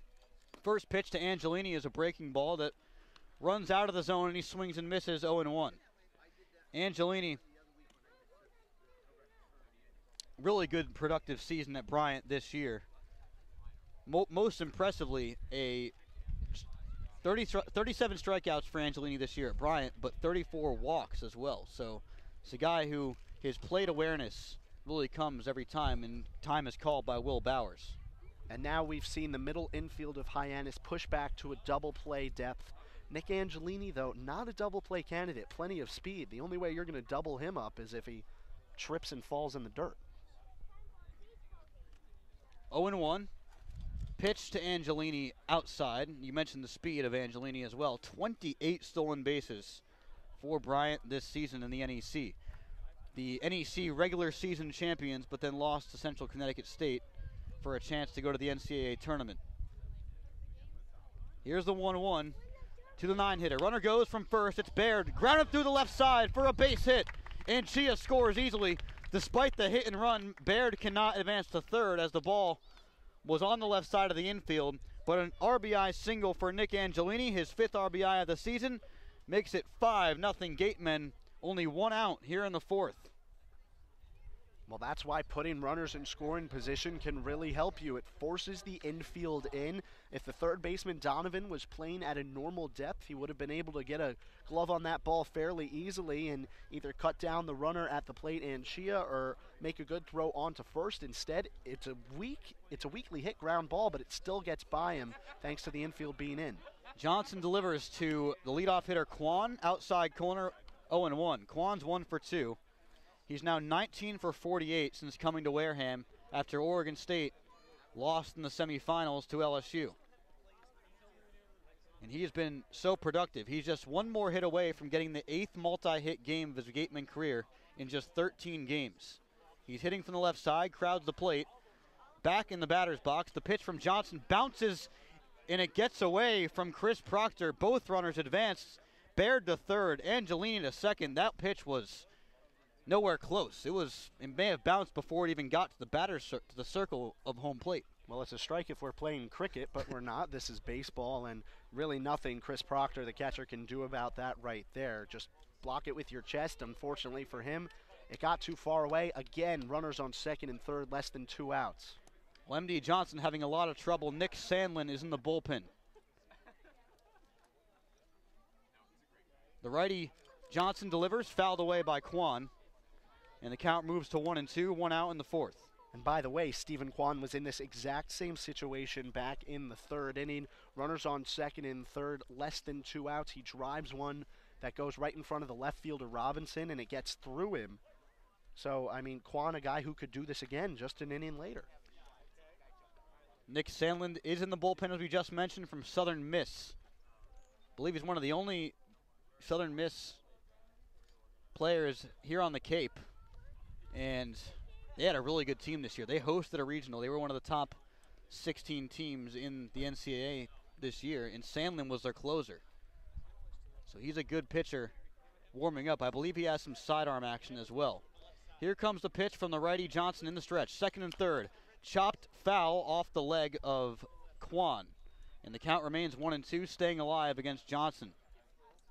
Love seeing those collegiate rivalries that play with each other on summer teams. And, you know, you have two Mississippi State guys in Mangum and Stovall who eliminated Sandlin and his Southern Miss in their own regional. What also is cool is down in Harwich, you have two guys who played against each other in the national championship. Jonathan India, an infielder for Harwich, and then an outfielder, Antoine Duplantis, for LSU, who are now on the same team after fighting in the national championship. Such cool stuff. Breaking ball, and Kwan chases after it way out of the zone, swinging strike three. Second out of the inning, and the runners remain at second and third. Kwan really wanted to swing at that one. That one was at the head. Well, I think what he picked up on it, that it was a slower pitch, maybe thought it was going to break back down in the zone. It never did.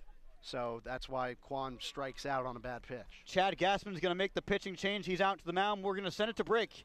5-0 Gatemen here on the Gatemen Baseball Network. Don't miss a minute of this station's pre- and post-game sports talk. Tune in on your smartphone with the Next Radio app. It's live and it's local. Download the free Next Radio app from the Google Play Store today. Registration is now open for the 2017 Wareham Gatemen Youth Clinics. The instruction clinics are open to boys and girls between ages 4 and 15. The clinics are a great opportunity to meet and learn from some of the best collegiate players in the country. Clinics are held Monday through Friday, depending on the player's off day. For more information and to sign up your young ball player, visit www.gatemen.org. Urgent care is now available at 4 Cape Cod healthcare locations: Hyannis, Falmouth, Sandwich, and Harwich. Open after hours and weekends, staffed by ER physicians, expert care when you need it. Learn more at capecodhealth.org/urgent-care. The Fuller Family Foundation is proud to support the excellent sportsmanship and character of the Cape Cod Baseball League. Coca-Cola Bottling of Cape Cod thanks you for supporting the Cape Cod Baseball League and for refreshing yourself with ice-cold Coca-Cola products. We are proud supporters of the CCBBL as well as many other wonderful Cape Cod organizations that serve our community. The Wareham Gatemen would like to thank Franklin Sports for their sponsorship of the Cape Cod Baseball League. Franklin is yet again proud to be the official batting glove of the Cape Cod Baseball League. Throughout the summer, all 10 Cape League teams are wearing their own custom team batting gloves, courtesy of Franklin Sports. To order your favorite team's design or to create your own, visit franklinsports.com/custom. Enter code CCBL20 for 20% off your purchase. From Cape Cod to the major leagues, only the best hitters in baseball wear Franklin gloves.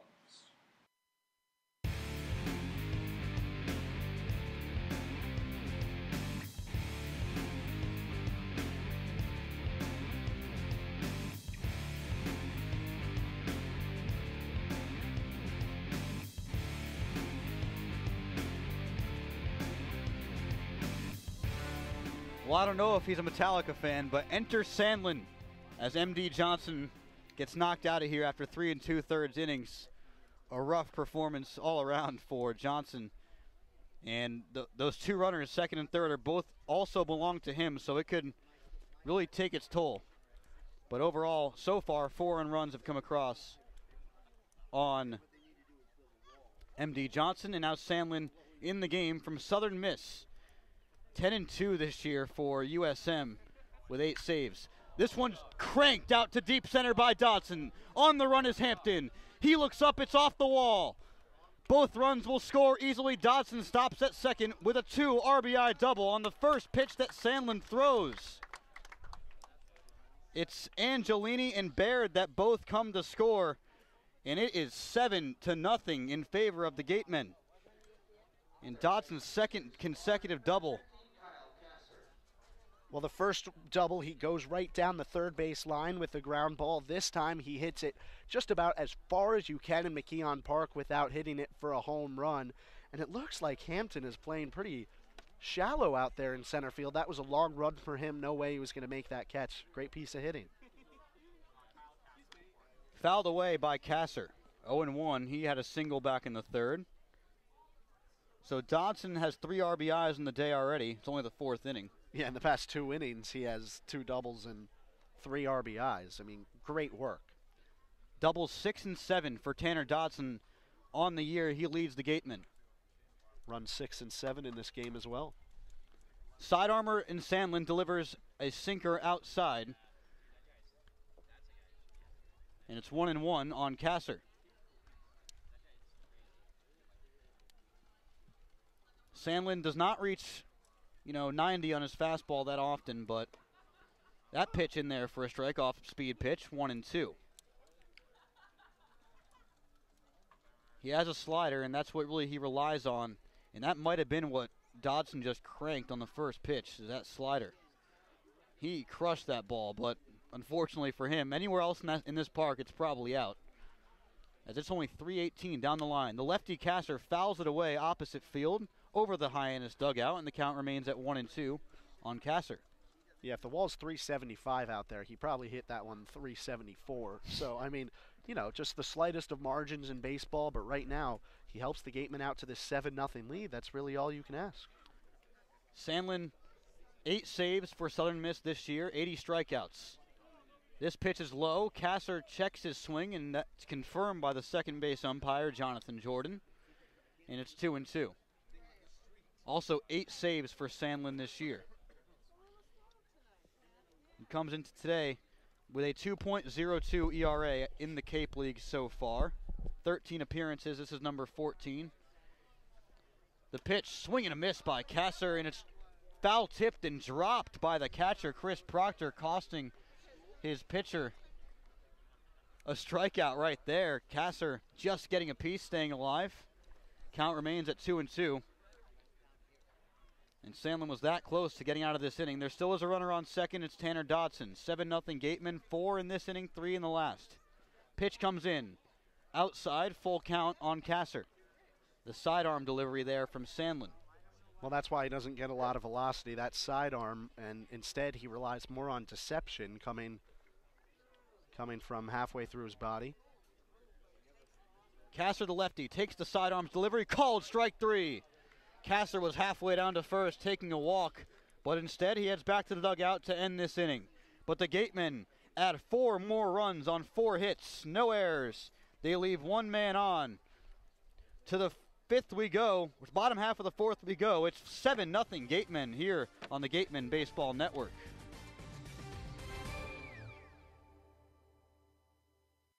The Fuller Family Foundation is proud to support the excellent sportsmanship and character of the Cape Cod Baseball League. The Sacred Cod Tavern at Chatham Bars Inn Resort and Spa, a quintessential New England dining experience for lunch or dinner, a proud member of leading hotels of the world.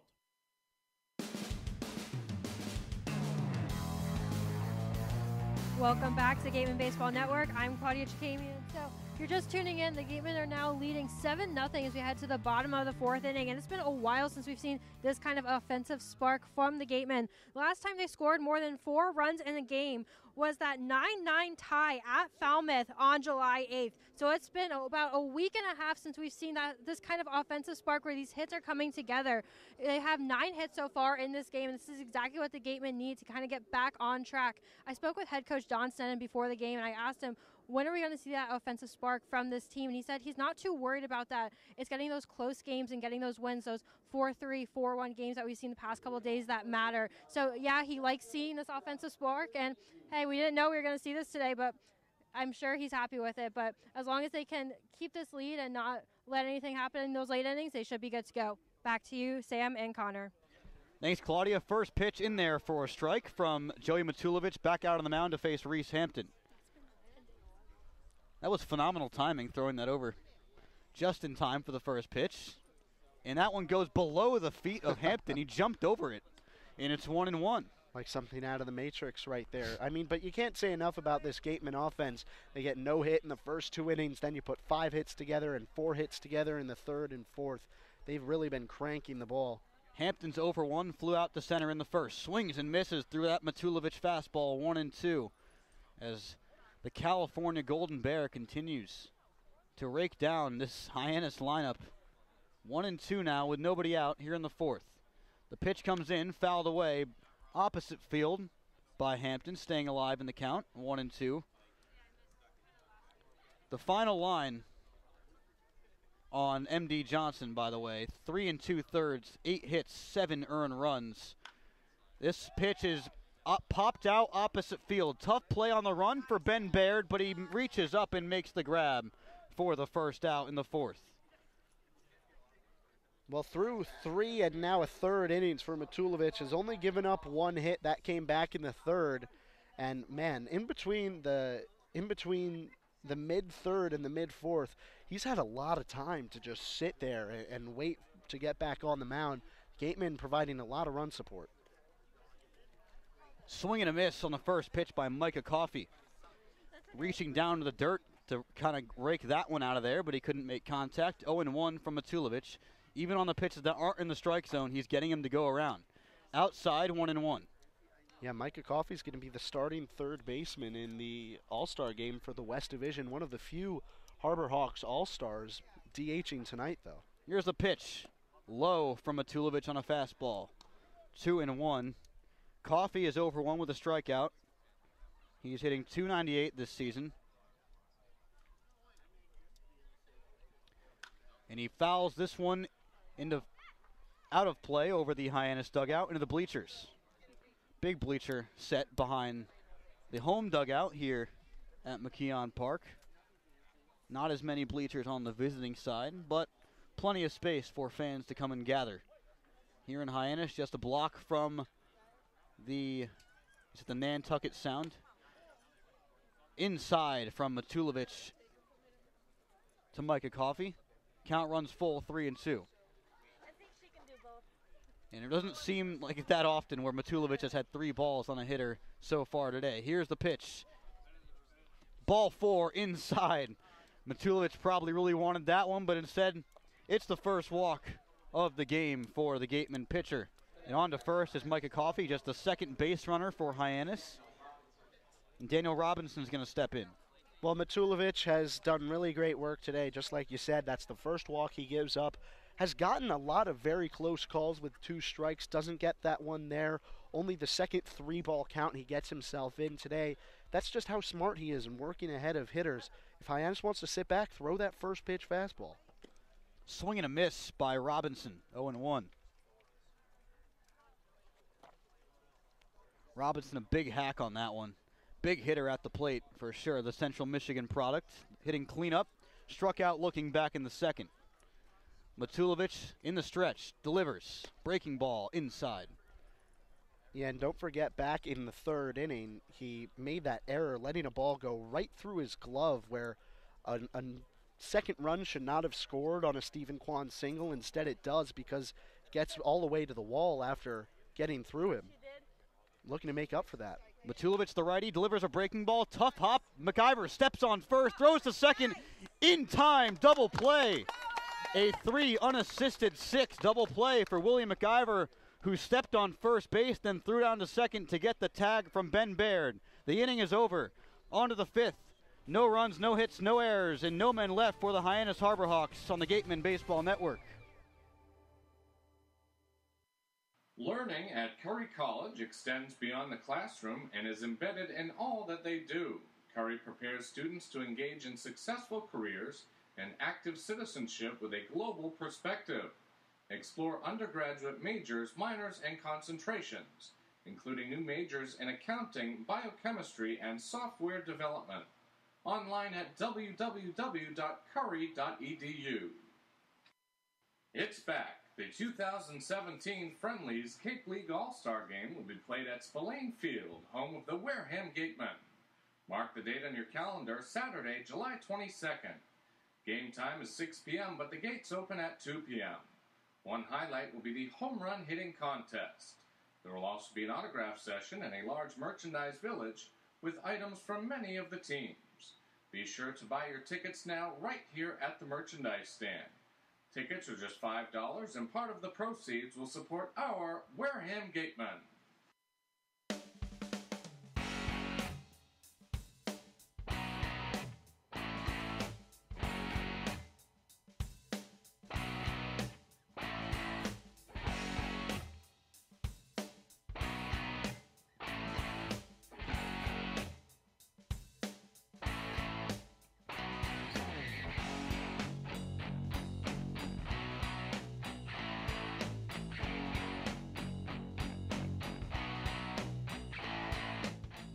Welcome back. Fifth inning here at McKeon Park.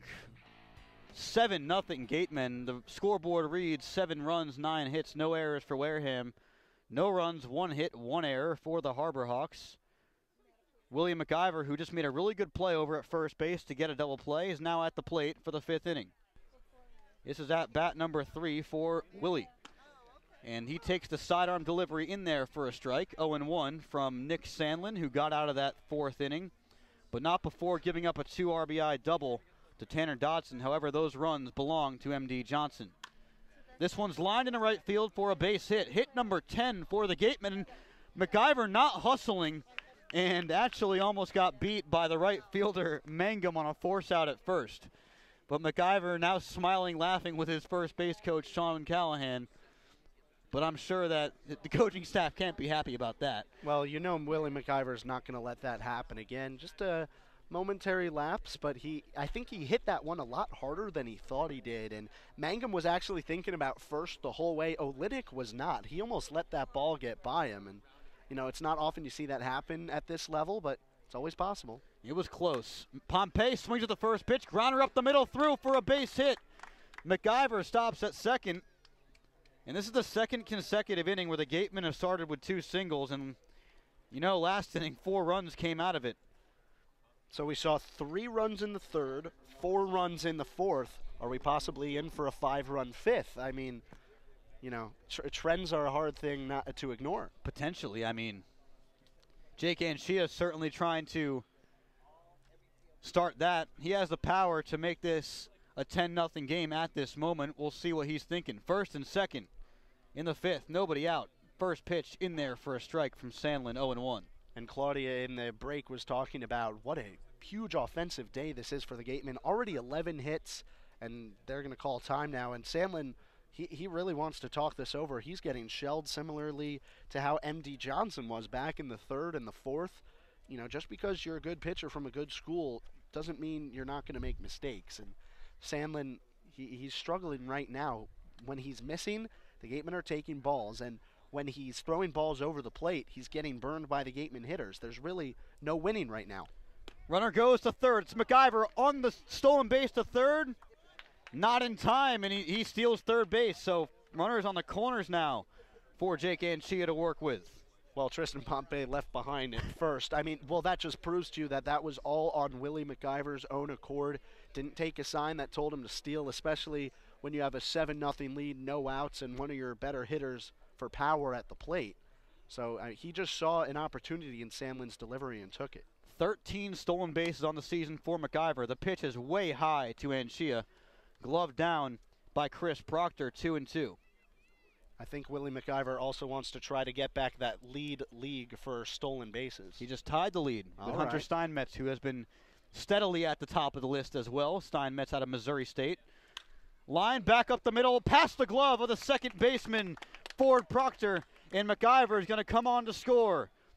It's 8-0 Gatemen on 3 consecutive singles to start this 5th inning. Wow, I mean, 12 hits now for the Gatemen here in the 5th. You know, you couldn't really ask for much better offensive performance so far. I mean, where was this in those, 4-3, 5-3 losses that they've been dealing with right now? this is why, despite being in 4th place, the Gatemen, they are 2nd in the league and 1st in the West Division in run differential. Here's a pitch inside corner from Sandlin. The batter is Robbie Metz, who's 1 for 2. Run differential in the end doesn't mean anything in the Cape League, but it does tell a story. The Gatemen, they win in blowouts where both their offense and their pitching has been great, and they lose close games. That hasn't been the case recently, though. 1st and 2nd. Nobody out, and the pitcher balks. Sandlin balks, and Pompey moves to 3rd, and Chia moves to 2nd. Sandlin was thinking about a pickoff attempt, but then kind of in the middle of his windup steps off, and weird play all around. Well, I think it was just a little shoulder movement from Sandlin that forced that balk. Now he's going to go out of the windup, so a mistake doesn't happen again. Here's the pitch. It's flown out to right field by Metz. On the run is Mangum. He makes the play. Tagging from 3rd is Pompey, and the throw comes into 3rd. Pompey scores. It's 9-0 on a sac fly from Robbie Metz. Another run for the Gatemen. That's 2 more in this inning. And that balk, it means a lot coming. That allows that sac fly to happen. Well, it's the equivalent of a sac bunt, except you don't get an out in the inning. That was the first out. Robbie Metz, he sac bunted back in the 4th. He gets a sac fly here in the 5th. He's still 1 for 1, an RBI and a run scored today. Inside pitch comes into the righty, Ben Baird. Baird is 0 for 1 with a walk and a run scored today. Scored on an RBI double from Tanner Dodson back in the 4th. Here's the pitch from the sidearmer Sandlin, in there for a strike on the inside corner, 1-1. Baird, one of the only guys in this Gatemen lineup that doesn't have a hit in this game right now, but he does have a walk and a run scored. The only guy in this Gatemen lineup, I believe. Kyle Kasser does not. Kyle Kasser has a single back in the 3rd inning, I believe, fouled away. Oh, yes, he does. I was wrong. I apologize. Oh, you've got me. 1-2 is the count. Sandlin having some control issues after M.D. Johnson really struggled with his control through 3 2/3. Uncharacteristic from Nick Sandlin, who had 80 strikeouts to just 29 walks this year at Southern Miss. And here comes the righty's pitch. The righty, Ben Baird, swings and misses through that one. Baird down, swinging his 2nd strikeout of the game. And there's 2 out in the inning. Still 2 runners in, still 1 runner in scoring position for Nick Angelini. Who's hot, by the way. 2 for 2 today, stolen base, 2 runs scored, an RBI.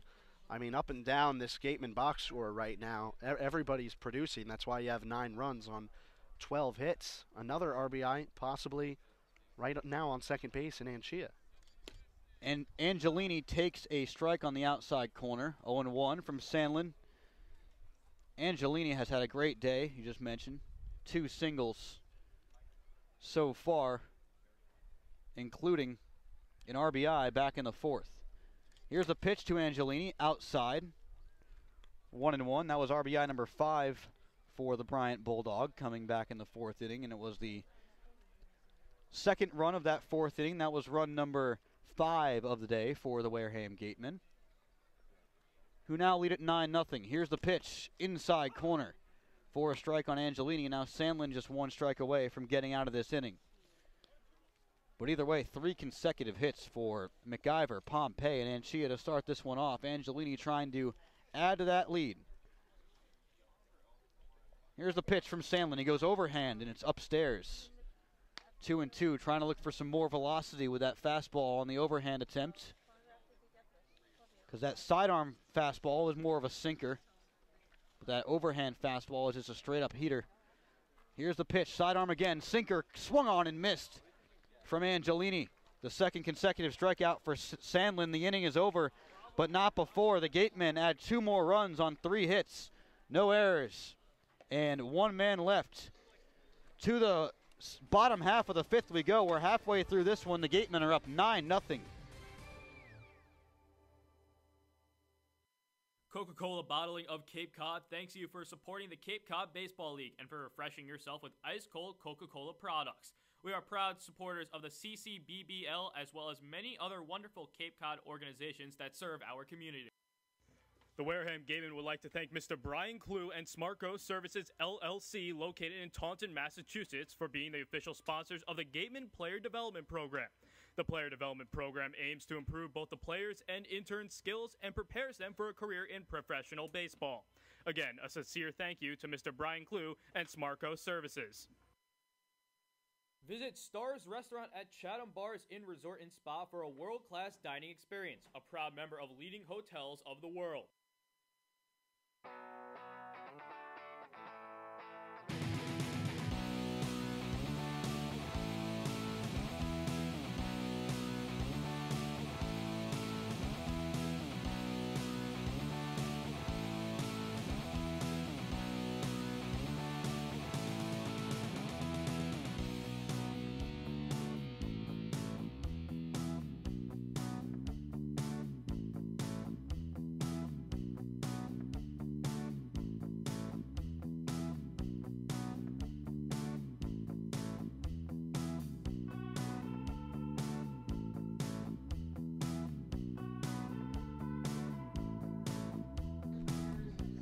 Welcome back. Halfway through this game, bottom half of the fifth inning, the Hyannis Harbor Hawks have a lot of work to do to try to get back into this one. They're down 9-0. And trying to get that started is Ryan Olenek, the Ole Miss first baseman. Swings and misses the first pitch. He might have tipped it, and Anchia is shaken up behind home plate, shaking it off, takes a big breath, and he looks to be okay. Yeah, if you'd recall, Sam, just maybe a couple weeks ago, the Gatemen, they were back here at McKeon Park in June, and they put up a 4-spot in the 5th inning, a 3-spot in the 6th inning, en route to a 10-2 victory over the Harbor Hawks. That one was just a blowout the whole way. Luke Bonfield, Jake Anchia both homered in that one. A 3-run day for MacGyver and Blake Sable. Matulovic delivers swing and a miss by Olenek. It's 0-2. That was a fastball that blows by the Ole Miss Rebel. So I would not say that right now this result is surprising anyone here. Here's the pitch. Breaking ball just gotten a piece of by Olenek. Fouls it down towards the Gatemen dugout, and the count remains 0-2. It is not surprising, but at the same time, anytime you have this lopsided of a scoreboard in the Cape Cod League, it is pretty surprising at the same time. Pitch from Matulovic is sent out to third base. Kasser on the run, makes the play to MacGyver for the first out of the inning. A good play by Kasser. A pretty good job by Olenek, who kind of locked himself into that swing at a pitch low and away, but then was able to tap it out to third base, get it in play.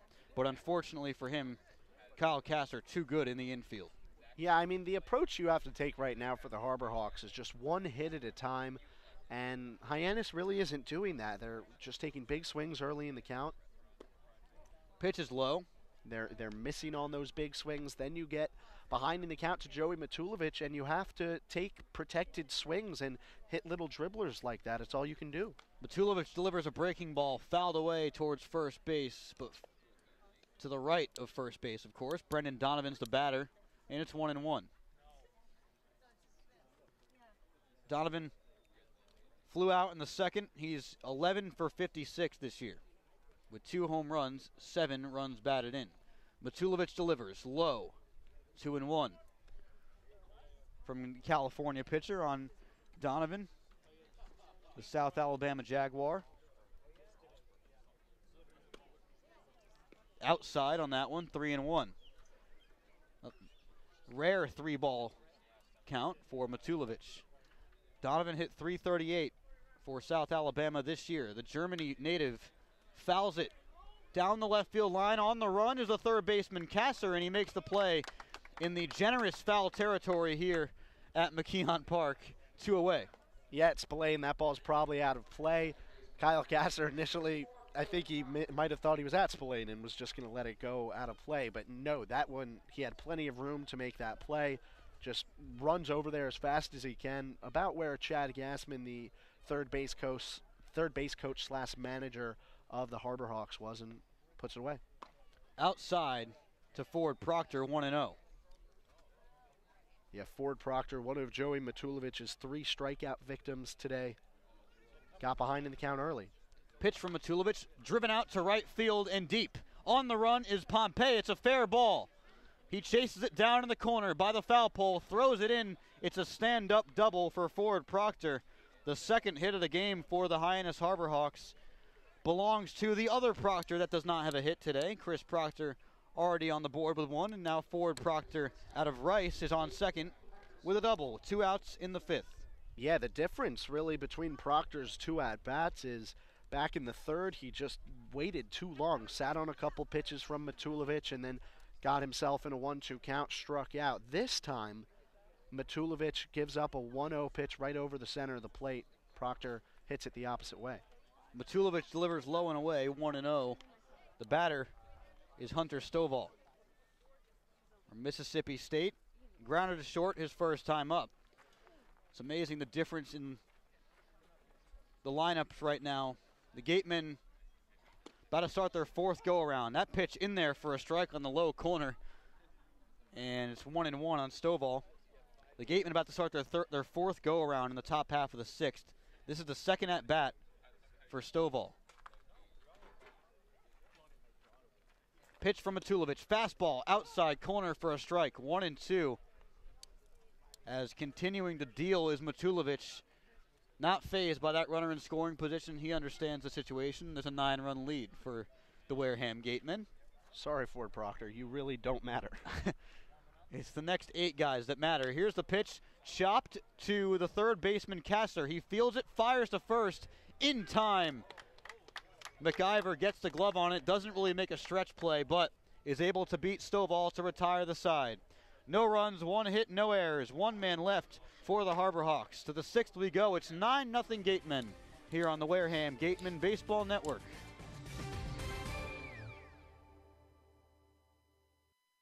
All-Star Game Weekend starts with a celebrity softball game on July 21st at McKeon Park in Hyannis. Come watch Jason Veritek, Bill Lee, Nancy Kerrigan, Scott Zolak, and other celebrities play ball in support of the Cape Cod Baseball League and Spalding Rehabilitation Hospital of Cape Cod. Gates open at 4 p.m. For more information and to buy tickets, go to allstarcapecod.org. That's allstarcapecod.org. Coca-Cola Bottling of Cape Cod thanks you for supporting the Cape Cod Baseball League and for refreshing yourself with ice-cold Coca-Cola products. Coca-Cola Bottling Company of Cape Cod employs more than 50 full-time employees and more than 25 seasonal. Every year, more than 15 college students get great experience and support their education by working at Coca-Cola Bottling of Cape Cod. Reward yourself. Have a Coke.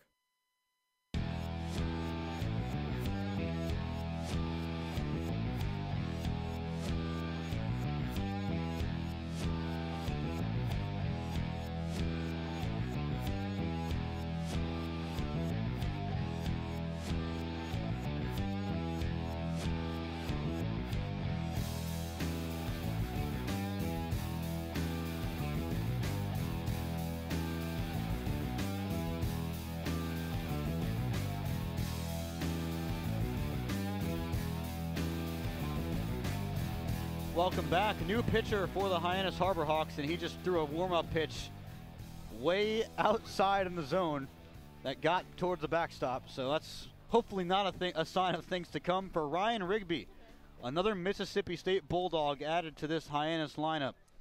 Now 3 in the lineup right now for Hyannis. Rigby 0-1 in 5 appearances this year for Mississippi State. Did not give up an earned run in 4 1/3 innings pitched, but did give up more than a hit per inning, 4 strikeouts to 1 walk. In his career, 2.25 ERA. For the Bulldogs, for Ryan Rigby, another side armor, 2nd straight side armor, more of a submariner for the Hyannis Harbor Hawks. I guess that's something that maybe Chad Gassman and the Hyannis GM and they look for. Maybe they like having the other wind-ups in their pitching rotation. Well, low-velocity side armor or submariners are usually great after they follow an overhand 3/4 pitch velocity guy. You know, in this instance for Rigby, it's not the case. He follows Sandlin, so the Gatemen a little used to it. Pitch from Rigby. Rigby does get a little bit more velocity on his fastball. Taken for a strike by Stephen Kwan. Leading off this 6th inning at bat number 4 for the Oregon State Beaver. Rigby can get up to 92 or 93 on his fastball. We'll see if it's overhand. There's the pitch. Off the mound, good play by the shortstop Stovall, and he makes the play over to first. For the first out, Stephen Kwan is now 1 for 4. Still looking for that second hit to get his 8th multi-hit game today. Yeah, I mean, that took a pretty crazy hop off the mound, and Hunter Stovall, he's not the tallest over there at shortstop, well below 6 feet, and yeah, 5'8" actually, and he makes a really high jumping grab to pluck that one out of the air, then makes a calm, cool throw on to first to beat Kwan. Great play by the shortstop for Hyannis. Tanner Dodson still on the left side, as it's been all righties for Hyannis. He takes a strike on a sinker, 0-1, 1 out here in the 6th. The Gatemen up 9-0. Dodson is 2 for 3 with 2 doubles. That means he's slugging over 1,000 today. This one's grounded down the right side. Olenek takes it, flips it on to his pitcher, Rigby, for the second out. Well, now Tanner Dodson's slugging exactly 1,000, 4 bases and 4 at-bats for the 2-hitter. The Gatemen have not gone down in order 1, 2, 3 since this exact part of the lineup did it. Kwan, Dodson, and Kasser back in the first inning. And it's sort of surprising to see it right now after the big 3rd, 4th, and 5th innings that the Gatemen have had. But, you know, ultimately with a 9-0 lead, it'd be pretty crazy to see Hyannis come back in this one and make some noise. Kyle Kasser, another lefty in the box, takes a strike on a sinker on the outside corner, 0-1 to Kasser. Kasser is 1 for 3. He's 23 for 80 this year. The Oregon Duck awaits the pitch. It's high on the same pitch, outside, 1-1.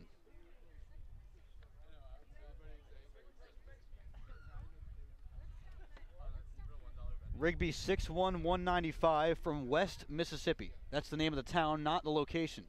Low to Kasser, and it's 2-1. I'm assuming West Mississippi is somewhere in the west part of Mississippi. You can only assume, though.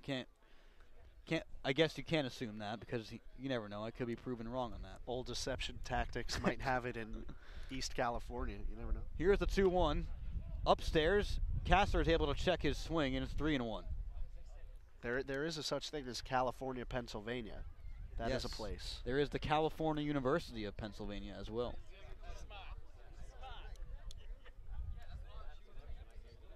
Three and one going to come into the lefty, Kyle Kasser, facing Rigby. Here's the pitch, sidearm. Opposite field into the gap in left center. On the run, can't make the play. Reese Hampton and Robinson chase after it. Hampton throws it in, but on second with a 2-out double is Kyle Kasser. That's the second hit of the day for him. He's 2 for 4. And despite the fact that it's 9-0, that's just the 3rd extra base hit for the Gatemen in the first extra base hit by someone not named Tanner Dodson. Yeah, 3-1, just a ball hung right over the center of the plate about letter high, and Kasser took that one for a ride, placed it perfectly between the left fielder Robinson and the center fielder Hampton, and just miscommunication by the two of them, even though I don't think either one would have gotten to it anyway. Good piece of hitting with 2 outs by Kasser. Pitch to McIver outside, 1-0. McIver is 1 for 2. And the hometown of Rigby, West Mississippi, is located in Holmes County, which is on the western side of Mississippi. Okay. West Mississippi's population is 185. So a small town boy in Rigby. The side armor delivers. Inside corner to McIver, 1-1. 185 people. That's probably 1/5 of what we have here tonight. Maybe 1/10. It's the way the Midwest and the South works there, Connor. Thank you for enlightening me, Sam. Pitch to McIver. Right it back up the middle, through for a base hit. Stopping at third is Kasser, as that one just rolled through the infield, and Kasser had to be careful. And on first with a single is McIver, his second hit of the day. And, wow, the last 3 hitters in this Gatemen lineup, that's now 6 out of the 9 hitters in this Gatemen lineup have multiple hits today. Pretty impressive stuff. Well, I mean, on a day when you have 14 hits, somebody's got to get them, and it's really been everybody right now except Ben Baird, but he's contributed with a walk and a run scored. So 1 through 9 right now, plus the starting pitcher Matulovic, all doing great things. Pompey from the left side takes a ball outside from Rigby, 1-0. Pompey's 2 for 3. 2 singles, 2 runs scored. No RBIs, however, for Pompey, as he's been towards the front end of the Gatemen lineup each time he's come to bat. That pitch upstairs and in almost hits him, but he's able to duck out of the way. Throw back to the pitcher, gets by the pitcher Rigby and scoring on the play. Well aware of that was Kyle Kasser, who makes it 10-0 on an E2. Wow, that's the kind of day it's been for the Harbor Hawks. Little League World Series coming up, Sam, and that's something that you'd see right out of there. I mean, just a bad throw by the catcher Proctor went right over the head of the pitcher. Well, sometimes in these games you just lose your focus occasionally, and that looks like that's what happened. Pompey takes the ball outside. It's 2-0. Wild stuff. I mean, that's not something I thought I'd see on the Cape this summer. I mean, yeah, you're right. In a close game, that probably wouldn't have happened, but now it's 10-0, and this game really going in the Gatemen's favor. Pompey takes a strike. 3-1 on Tristan Pompey, who had 2 home runs in his Gatemen debut a while back and has not homered since. Looking to break that trend, and he grounds this one foul down the right field line just past the first baseman, Olenek. First base umpire Robert Aquino in very good positioning to make that call. He knew immediately. Back to that play where Kasser scored on the wild throw by the catcher. He had a very nifty slide into home plate. The catcher Proctor was completely blocking the base, and he just goes around it with his body and just taps home and pulls his hand right away to make sure there's no doubt on the call at home. Pompey waiting on Rigby. Runner goes. Pompey fouls it away, so that cancels McIver's potential second stolen base of the day. It looks like Pompey is just trying every single time. I mean, he got caught stealing in the first. He stole the base successfully. He stole third in the 5th inning. McIver. Yes, McIver. And here trying again for the second stolen base of the day.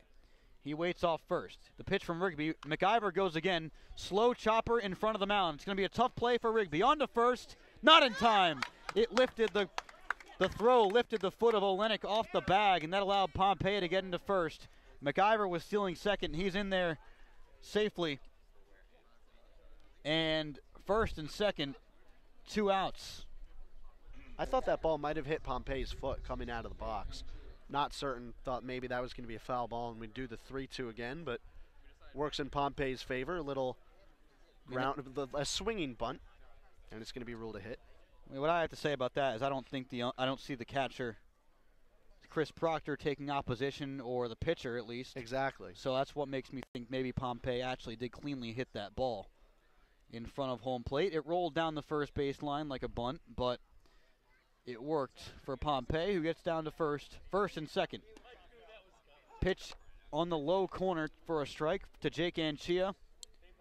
2 out in the 6th inning. The Gatemen have 2 runners on, first and second, with 2 outs. Anchia is 2 for 3. Run scored as well for Anchia. Also got his 10th RBI of the season back in the 5th. Takes a pitch inside. 1-1. That sinker from Rigby. The Gatemen haven't made great contact on it today, but it's working. They're finding the holes. Really what's been the theme. McIver up the middle. Pompey there, infield single. It's just everything's working for them. And also not helping is the bad defense of Hyannis so far. 1-1, 2 outs. Pitch hits Anchia right on the backside. And that loads the bases. So Anchia's on for the 3rd time today. The first hit by pitch for the Hyannis pitching staff in a day where it's not been going too well for the Harbor Hawks pitchers. I mean, yeah, Johnson. They're not giving up walks and hit by pitches as much as they are just giving up hits. I mean, 15 through the first 5 2/3 innings. Really just crazy great offense for the Gatemen right now, especially when Rigby retired the first 2 batters here in the 6th, then that Kasser double really jump-started this inning. Rigby facing down Robbie Metz now, the righty. Swings at the first pitch, fouls it straight off of his back, and it's 0-1. Metz is 1 for 3. He also has a sac fly. That came back in the 5th inning. Led off the 3rd and was the first to come around and score for the Gatemen. That made it a 1-0 game. We've come a long way since then. That was also the first hit for Wareham, and since then they've added 14 more. Rigby, number 25 in white with the orange numbers, delivers a sidearm pitch, fouled away, and Jimmy Franco couldn't make the play, the third base coach, in foul territory. You expect more from a former Iowa Hawkeye. Well, he was a catcher, so I mean he did a lot of work behind the plate. Not much expected, I guess, for the bare hand then, because he was trying to bare hand it. I mean, catcher's never used to trying for the bare hand. Of course, that would destroy your hand.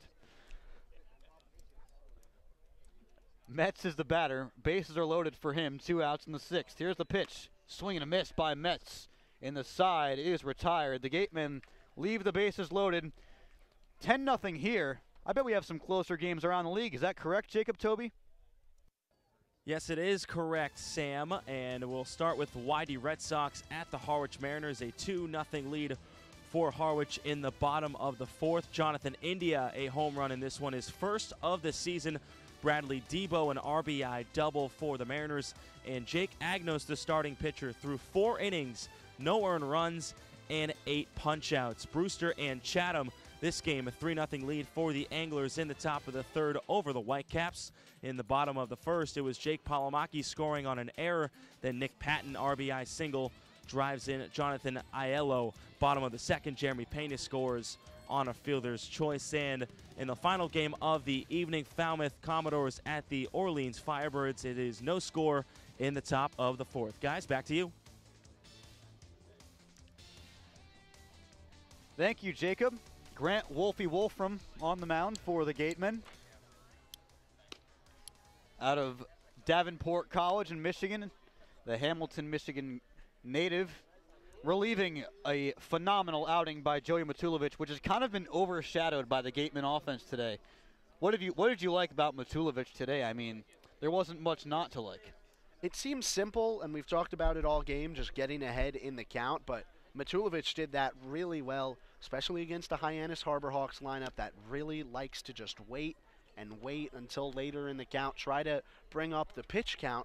Well, Joey Matulovic, he was going to be done after 5 innings anyway. You know, wants to take care of his arm. Jim Lawler, Don Sneddon, that's their MO, the Gatemen coaching staff. And Matulovic just goes right at you on the first pitch, or an 0-1, and he gets ahead in the count. Then with 2 strikes, he can really do whatever he wants. I mean, he can get you chasing out of the zone. He can ring you up looking. He had 2 swinging strikeouts today and 2 backwards Ks. So, you know, really trusting his defense for the most part in getting the outs, but also had a lot of great commanding stuff himself. Nearly every out today for the Hyannis Harbor Hawks has come with 2 strikes, and that's just Joey Matulovic's thing. That's how he was successful at Cal this spring. That's why he's had an outstanding summer with the Wareham Gatemen. And now it's up to Grant Wolfram, and this is a great situation for the Gatemen bullpen. You know, you need some rest. You know, even dating back to a week ago where we had all those extra inning games and just games one after the other. The off day plus a blowout today will really help Jim Lawler and the Gatemen bullpen moving forward for some tougher roads ahead. Oh, and also, of course, you can't, shade the fact that Miller Hogan throwing 7 innings the other day. That helps as well. And Griffin Roberts going 6, allowing for 2 bullpen pitchers to come in there. I mean, before then, you had maybe 4 or 5 guys coming in per game because of all that extra inning nonsense. Now you're playing 9-inning games as usual. Wolfram is a lefty. He delivers to the lefty in the box. It's a strike to Chris Proctor, who is 1 for 1. This is his second at-bat here in the 6th, and the Gatemen, most of them have 4. Pretty crazy how the difference in the hitting today for both these teams. A breaking ball in there for a strike on Proctor. It's 0-2. Yeah, this is the Hyannis' 9-hitter second at-bat today. Nick Angelini, he's due up for his 4th time coming up in the top of the 7th. Proctor is 12 for 42 this season, and time is called by home plate umpire Will Bowers. Started off the game defensively with a caught stealing of Willie McIver. Then it all went downhill from there. This pitch is driven out to left center on the run, and Stephen Kwan able to make the play, tracking down. Not as much room to cover out there in the outfield here at McKeon Park. Stephen Kwan able to get on that one, as that one was on the fly into the gap from Chris Proctor, one away. Well, Kwan, simply just has the athleticism and the IQ of a center fielder, not your normal corner outfielder, but with Angelini in center today, he makes a really great athletic play there that maybe not a lot of outfielders in this league can. Wolfram deals outside to the leadoff hitter Jake Mangum, who's 0 for 2. Mangum is leading this Hyannis roster in batting average at .337 coming into today. He's now 33 for 100. That brings down to .330. Driven out straight to center. Under it is Angelini. He reaches up and grabs it Andrew Jones style. And there's 2 away. Yeah, just came in on that ball a little too much, but he was fine making the play. Just had to go over the back of his head a little bit. But 2 quick outs for Wolfram through 2 batters. Has only thrown 1 ball. Everything else in the strike zone and either taken for a fly out or a strike. So he's been working efficiently. Reese Hampton takes a ball low, 1-0 from Wolfram. Wolfram was drafted by the hometown Detroit Tigers for him back out of high school. Chose to attend Central Michigan, then transferred after 2 seasons there. Driven out, tough play, blooped into shallow left, and it's going to drop for a base hit as Ben Baird stopped chasing it down. Reese Hampton's on with his first hit of the day. It's the 3rd hit for Hyannis today. Their 3rd hit, but they've all come with 2 outs today. That doesn't really help. You wipe out the scoreboard for now. When you have 3 hits through 6 innings and they're all with 2 outs, it's just not going to work for you as a team. That's what was happening to the Gatemen last week, and they've since flipped the script plenty. Wolfram in the stretch now delivers on the outside corner to Micah Coffey. And he's really hoping Wolfram's hoping he can get out of this inning, but Daniel Robinson's really hoping that Micah Coffey can get a hit here, trying to face his former teammate at Central Michigan. 0-1 coming in. Swing and a miss by Coffey, out of the zone in the dirt. But Wolfram gets him to chase, and now he's 1 strike away from escaping this 6th inning with just a hit on the board. Wolfram went 13-2 for Davenport College this year in Grand Rapids. The guy he's facing is the designated hitter in Micah Coffey, hitting .298 so far. Takes a pitch just outside.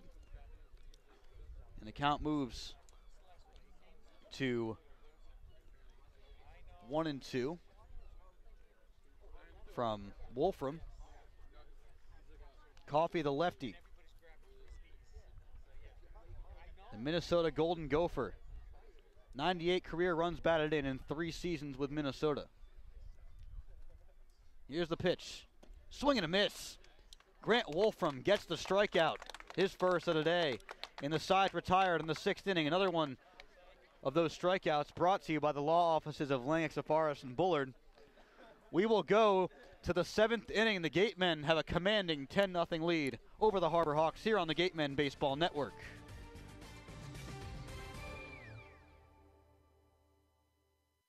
The Cape Cod Baseball League is all about family, and it's all about fun. Friendly's is all about family and fun and is proud to sponsor the 2017 baseball season. Friendly's, life with extra sprinkles. Baseball Factory, a proud partner of the Cape League since 1991, holds over 600 events nationwide for players ages 8 through 18, including 3 training weeks here in the Cape. Baseball Factory alumni have played on every Division I college program across the nation, plus 400 have made it to the majors. Visit baseballfactory.com to learn how you can build your way to greatness. Curry College offers 14 NCAA Division III athletic teams in sports such as football, baseball, softball, basketball, hockey, soccer, lacrosse, tennis, cross country, and volleyball. Read about the success of the Curry Colonels and their championship teams. It's all online at www.curry.edu.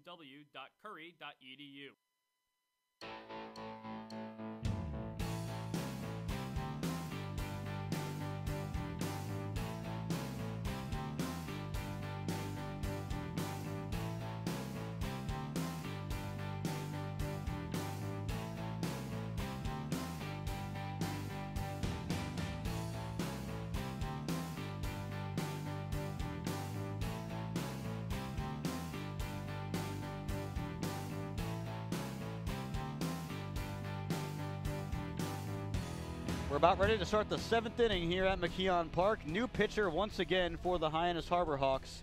It's Connor Green out of Ole Miss. This is a guy that the Gatemen are pretty familiar with. He's faced the Gatemen twice, 2 appearances against them, 4 2/3 total innings. And he's kind of been clobbered by this Gatemen lineup. That's an understatement. That's been a theme for the Hyannis pitching staff today, is getting clobbered. But Connor Green has given up 4 runs in just 4 2/3. 5 strikeouts to 3 walks. He's going to face Ben Baird. In the first pitch, chopped back up the middle. Tough play for the second baseman. On to first in time to beat Baird. A good play by Ford Proctor to get it over to first. 1 away here in the 7th. I mean, Connor Green's also given up 2 home runs against this Gatemen lineup. Now you have 2 Ole Miss Rebels in the field for the Harbor Hawks and 2 Mississippi State Bulldogs. Before you had 3 Mississippi State Bulldogs and 1 Ole Miss Rebel. And the Southern Miss. Oh, yes. Golden Eagle and Sandland. Lots of Mississippi-based pitchers today. Pitches inside to Nick Angelini. It always seems like every Cape team sort of recruits well out of a certain area. For Hyannis, it's out of the southeast. For the Gatemen, it's the west coast. Pitch chopped right to the third baseman. Plays on a hop. Donovan over to first. Stretched by the first baseman. He's wide of the base. And a throwing error from Brendan Donovan allows Nick Angelini to reach. That's error number 3 from the Harbor Hawks. The defense hasn't really been there. I mean, the pitching's been the story for Hyannis, but the defense behind them just has not been up to par for CCBL standards, it seems. Well, it seems like a routine play to third, and then it takes a high chop on Donovan, and plus you've got Angelini running it out over there, so that always puts some more pressure on you. Wide throw by Donovan, but Olenek has the height to stretch out, keep his foot on the bag. He just can't in this situation. Pitch is a strike to Stephen Kwan. It's 0-1 on, or a ball, excuse me, to Stephen Kwan. 1-0 on the leadoff hitter. Kwan is 1 for 4. The Oregon State Beaver takes a pitch, bounces off the plate, and it's 2-0. Kind of an odd delivery from Connor Green. Not a stretch pitcher, but there is a runner on, so now he is, but has a weird leg kick. I can't really seem to describe it that well. A small leg kick. It's less weird in the stretch than it was in the windup, and now a pitch is low, and that's going to mean Chris Proctor is going to head out to talk to his pitcher, settle him down, after his defense kind of made a big mistake behind him. Well, I mean, it was a big mistake, and it would have been probably much worse if this game was close, but the Gatemen in their past 2 wins, 3 errors for the Cotuit Kettleers, and now in this game, 3 errors for the Hyannis Harbor Hawks. So the Gatemen a beneficiary of their own offense, but also mistakes from the other side in the past 2 or 3 days. On the mound, Connor Green. In the bullpen, Brooks Crawford out of Clemson. Strike taken by Stephen Kwan. And it's 3-1. I mean, if you're Connor Green, walking Stephen Kwan right here would kind of be a disaster with the way that the guys behind him have been hitting today, Tanner Dodson specifically. And that just happens as Kwan takes ball 4 outside. He's down to first base. On to second is Nick Angelini. And Tanner Dodson strolls up to the batter's box. And he's going to hit from the left side once again, facing a righty batter. Or righty pitcher, excuse me. You know, for as good of a season that the Gatemen have had, they still have not strung together 3 wins in a row. They've come dangerously close both times against the Falmouth Commodores and have sort of given away the game in the late innings after leading. Pitch comes in, lined into the gap for Dodson. On the run is the center fielder, and he makes the play. Reese Hampton reaches out and makes a great snag to prevent at least one run from scoring for the Gatemen, maybe two, with Quan on first base. And, I mean, Dodson destroyed that ball. It was just to the wrong part of the ballpark, I guess. Well, I thought it was actually going to be a double just like you did, or anticipating maybe a diving attempt by Hampton. The problem is he just has too much speed out there in center field. It's like he hits a turbo button or something. I mean, he's got speed straight out of a video game. It's really impressive, and that's why, you know, he made the catch, kept the runners where they were. A pretty unconventional catch, too, for Hampton, reaching out to his right with a backhand as well. Well, I mean, that's the only way he could have made the catch without diving for it. Or really the backhand was the only play he had. He was at the ball, but not under it. Just too much power and a lot of topspin on that ball from Dodson. I thought it was going to drop in for sure. First pitch to Kasser was a ball high, and this pitch comes in inside 2-0. Runners on first and second here in the seventh inning. The Gatemen on top of the last place Harbor Hawks 10-0. 15 on the hit column for the Gatemen. Kasser owns 2 of them, and he lines this one opposite field and foul towards the Hyannis dugout, but over the fence and out of play. Well, this game has the feeling as if the Gatemen are going to get their 3rd straight win for the first time this season. Like I was saying before, they have blown some leads late in the game. Not a 10-run lead, but I think it's important to keep your foot on the gas pedal. Do not get lazy. Do not just assume you're going to win this game because you lead by 10 in the top of the 7th. Connor Green, a 6'4", 230-pound frame from Ole Miss, staring down the lefty Kyle Kasser, coming into this at-bat 2 for 4. Here's the pitch way upstairs at the head of Kasser. 3-1. Kasser would have needed a step ladder to get to that one. I mean, you got to locate a little better, and now you give a great hitter a 3-1 count. He'll probably make you pay if you put the pitch where he wants it. 3-1, 2 runners on against Connor Green. Here's the pitch. Chopped to the shortstop on a hop. He goes to first across the diamond in time. Stovall to Olenek to retire the side. We are off to the 7th inning stretch, which is presented to you by Eastern Propane and Oil, proud to sponsor the Gatemen with locations on and off the Cape. The Gatemen up 10-0 on the Harbor Hawks here on the Gatemen Baseball Network.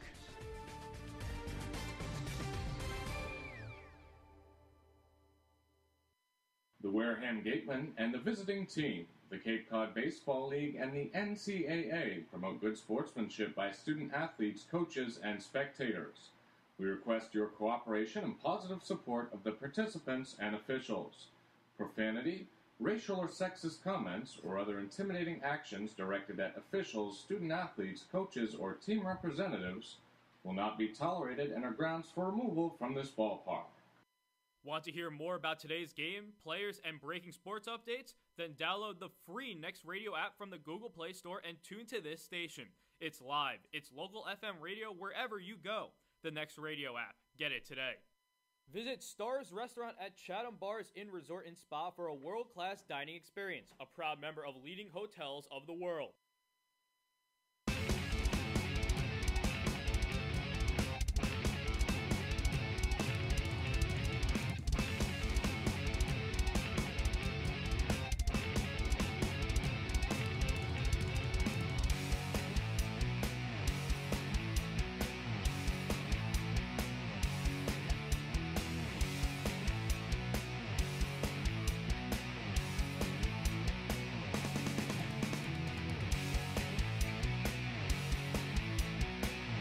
Grant Wolfram back out on the mound for the Wareham Gatemen. We hope you enjoyed your stretch at home. I forgot to stretch myself during the 7th inning stretch, which was presented by Eastern Propane and Oil.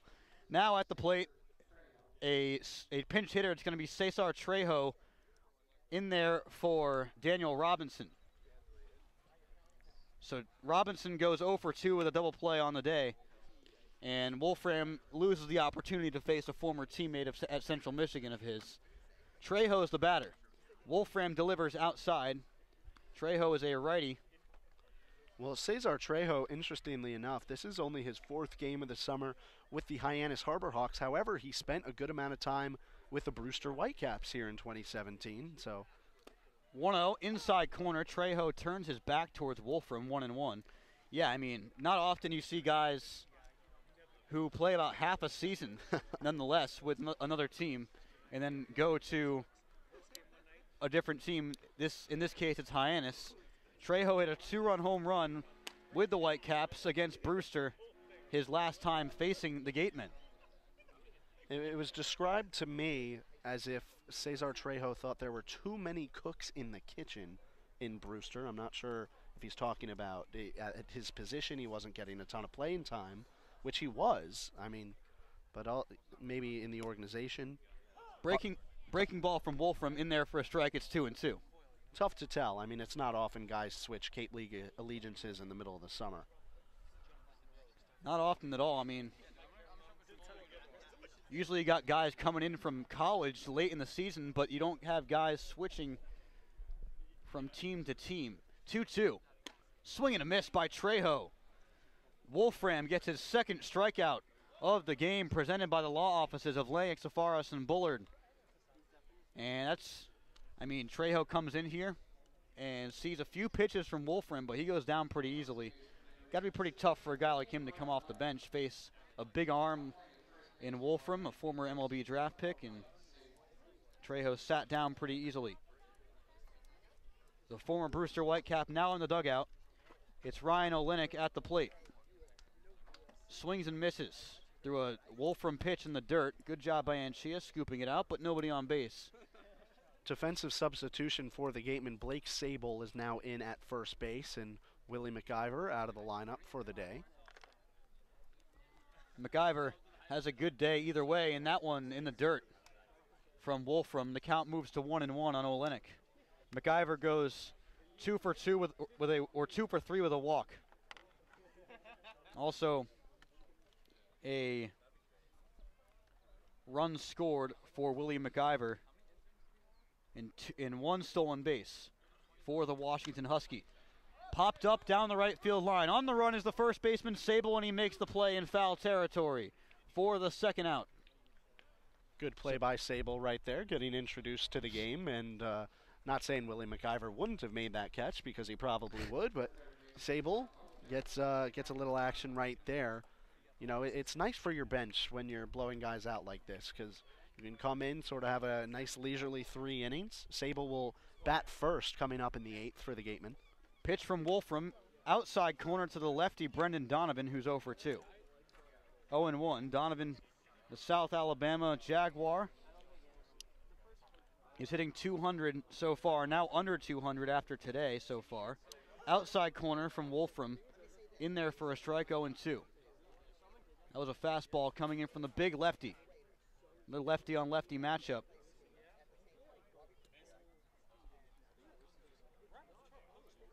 Davenport College, big arm, delivers. Swing and a miss. Down on 3 pitches is Brendan Donovan. A 1-2-3 inning for Grant Wolfram. That strikeout brought to you by the law offices of Lang, Safaris, and Bullard. We go to the 8th inning. It's 10-0 Gatemen here on the Wareham Gatemen Baseball Network.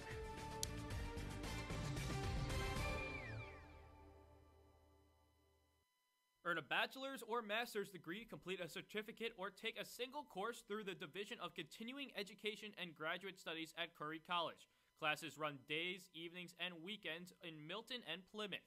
To learn more about programs in business, criminal justice, education, nursing, and more, visit curry.edu. The Wareham Gatemen would like to thank Franklin Sports for their sponsorship of the Cape Cod Baseball League. Franklin is yet again proud to be the official batting glove of the Cape Cod Baseball League. Throughout the summer, all 10 Cape League teams are wearing their own custom team batting gloves, courtesy of Franklin Sports. To order your favorite team's design or to create your own, visit franklinsports.com/custom.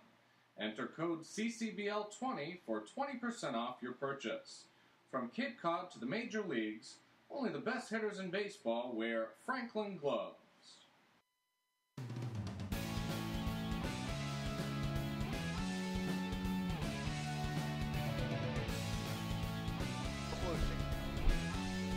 Buenas noches, amigos. What? Matt Feld, what are you doing here?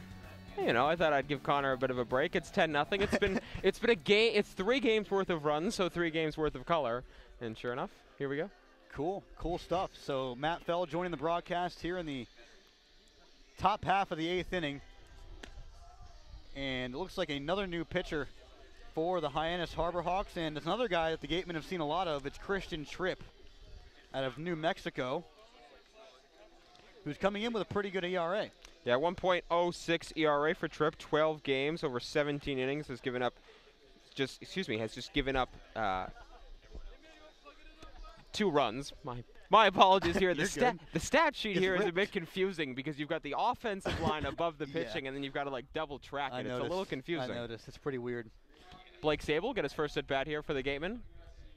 Definitely, he just came in as a defensive substitution for William McIver back in the bottom half of the 7th, and now here he is at the plate, hitting from the left side against a righty pitcher. So they get the matchup they want, even though it's definitely not the game they were playing, given it's a 10-0 score. Yes, we'll get the lefty-lefty matchup any second now. Calling Mike Myers. Tripp has faced the Gatemen. This is his 3rd appearance this year. 3 1/3 innings pitched against Wareham, 2 hits allowed, and no earned runs. Pitch outside to Sable, 1-0.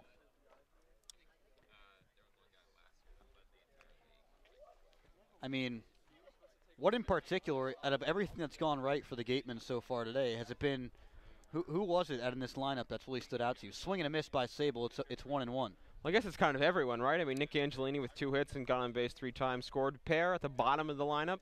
Robbie Metz has a base hit, sacrifice fly. Jake Anchia with a pair of hits. Tristan Pompey.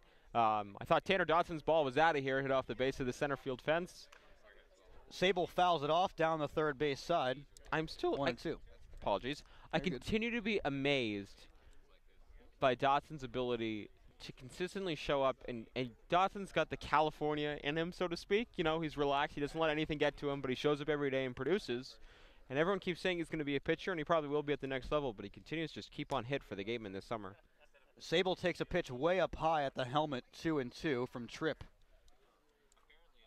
Yeah, I mean, you look at the aggressive base running from William McIver, too. I mean, he's been on base 3 times today, and he's tried to steal all 3 times.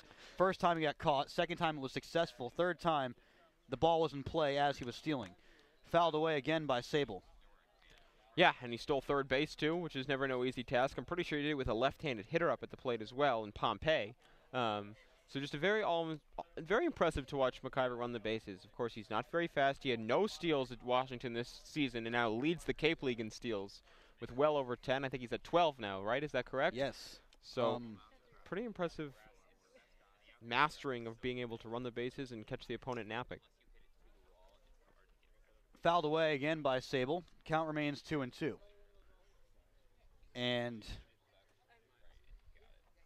yeah, McIver, I mean, top of the league in stolen bases. That was actually number 13 for him. Oof. And that tied him with Reese Hampton for the lead as of now, depending on what it looks like. Maybe Hampton retook the lead with a stolen base in that game. Never mind. Blake Sable, the lefty batter, takes from Tripp inside. Full count. I would bet Tripp would want that one back. Looked like it was a close pitch. But home plate umpire Will Bowers siding with Blake Sable on that one. McIver trying to match his uniform number with stolen bases. Uniform wears number 17. Good chance he'll end up there by the end of the season. The pitch from Tripp to Sable, fouled away again, staying alive. Lots of pitches coming in this at-bat. And, excuse me, it was Hunter Steinmetz. Did I say Reese Hampton? Yes, you did. It was Hunter Steinmetz that was in the lead for stolen bases. He had 13 before tonight. And now tied is William McIver, who's a catcher nonetheless. Sable calls for time. Pompey, I mean, you talk about a guy who's been struggling since that big opening night. 3 for 4 today. Swing and a miss by Sable. Down swinging. Looked like he wanted to chuck his bat, but decides against it. Yeah, he just gets fooled. 3-2 changeup right there from Tripp, low and in. Just dives in the dirt, and Sable swings right over the top of it. A nice off-speed pitch from Tripp. And as you mentioned, Tristan Pompey, well, here he is at the plate. 3 for 4, 2 runs scored for Pompey. Had 2 home runs, and since then he has He has 13 more hits. None of them have been home runs, and one of them has been an extra base hit upstairs. So 1-0 on Pompey. He's been kind of changing his game a little bit, probably not by choice, but it's still working more recently for Pompey than it was last week. Pitch is low. Yeah, and he's been able to shorten his swing, stays level, stays through the baseball, and lining everything up the middle. The two base hit up the middle. Then the other day, right-handed hitter, 2 balls to right field, 1 an RBI double off the wall. So really shortening the swing up, taking a calmer approach, and it's paying off. The pitch from Tripp is cranked out to deep center. On the run is Hampton, and he makes the play. Hampton moving back a little bit and then calmly gets under that one from Pompey to make the second out of the inning. I'm going to call you John Sterling for the rest of the night. It is high, it is far, it is caught by the center fielder. I've actually been really impressed by Reese Hampton. He made a really nice catch on Tanner Dodson's ball in the last inning. He's got good speed, a decent arm as well, and he's been a pretty consistent hitter for Hyannis this summer. Probably one of their better, if not their best position player, outside of Jake Mangum, of course, in right field. Yeah, really impressive catch, definitely, from Hampton. Swing and a miss by Jake Anchia, who's also had a good day. I mean, when you run through the Gatemen lineup, there's really not a person you could say who has struggled at the plate. I mean, Ben Baird, 2 strikeouts and a walk, but he still has a run scored. I mean, everyone in this lineup's doing well. Yeah, everyone's been able to get on base and produce in some respect. Driven out into the gap by Anchia. On the run is the speedy Reese Hampton, but he can't make the play. It gets over his head. And in with a stand-up double is Jake Anchia, as Hampton was kind of playing hot potato out there after he dropped it. Or he didn't drop it, but after it got over his head, he couldn't pick it up. But Anchia smartly stops at second. It would have been a close play at third had he attempted to go. But a double for him, and he has 3 hits today now. Yeah, nice to see Anchia as a spot starter here and there for the game and behind the plate, and trying to get him in at first base, and able to come through today with 3 hits, 2 up the middle, one up the middle, 1 to left field, and then 1 over the head of Hampton right there. Hampton had to go a long way to go get that ball, and almost came down with it, but just falls beyond his reach for a double for Anchia. First pitch is outside to Robbie Metz, 1-0. There's a lot of defensive changes, so everything I just said that was going on in the outfield was incorrect. Cesar Trejo is in left field. In center field now is Jake Mangum, and Robert Newstrom moves into the game into right field, so Hampton's out of the game. Robinson's been out of the game. Well, I still like Hampton. In there for a strike to Robbie Metz. It's 1-1. Jake Mangum played with the Braves last summer, of course, and probably my favorite Cape League player to watch over these 2 years. At least someone who's been here for 2 years. Just I love the way he swings the bat. Really nice arm. Really goes and gets it in the outfield. And now we get to see him in center field, and he almost came down with the ball off the bat of Jake Anchia. Metz from Tripp, or outside, 2-1. All defensive changes. For a second, I thought Christian Tripp was no longer on the mound, but he's still there with the long hair on the plate. Long blonde hair for Christian Tripp. The righty pitcher in the stretch, looking at a righty batter in Metz. Runner in scoring position is Anchia. Chopped high to the third baseman on 2 hops from Donovan over to first to beat Robbie Metz. The side's retired in the top half of the 8th. No runs, 1 hit, no errors. 1 man left in scoring position for the Wareham Gatemen. To the bottom half of the 8th, it's 10-0 in favor of Wareham here on the Gatemen Baseball Network.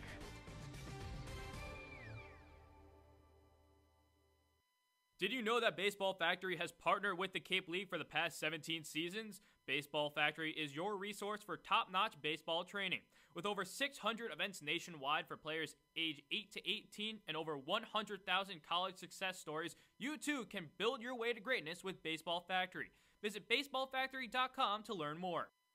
It's back. The 2017 Friendlies Cape League All-Star Game will be played at Spillane Field, home of the Wareham Gatemen. Mark the date on your calendar, Saturday, July 22nd. Game time is 6 p.m., but the gates open at 2 p.m. One highlight will be the home run hitting contest. There will also be an autograph session and a large merchandise village with items from many of the teams. Be sure to buy your tickets now right here at the merchandise stand. Tickets are just $5, and part of the proceeds will support our Wareham Gatemen.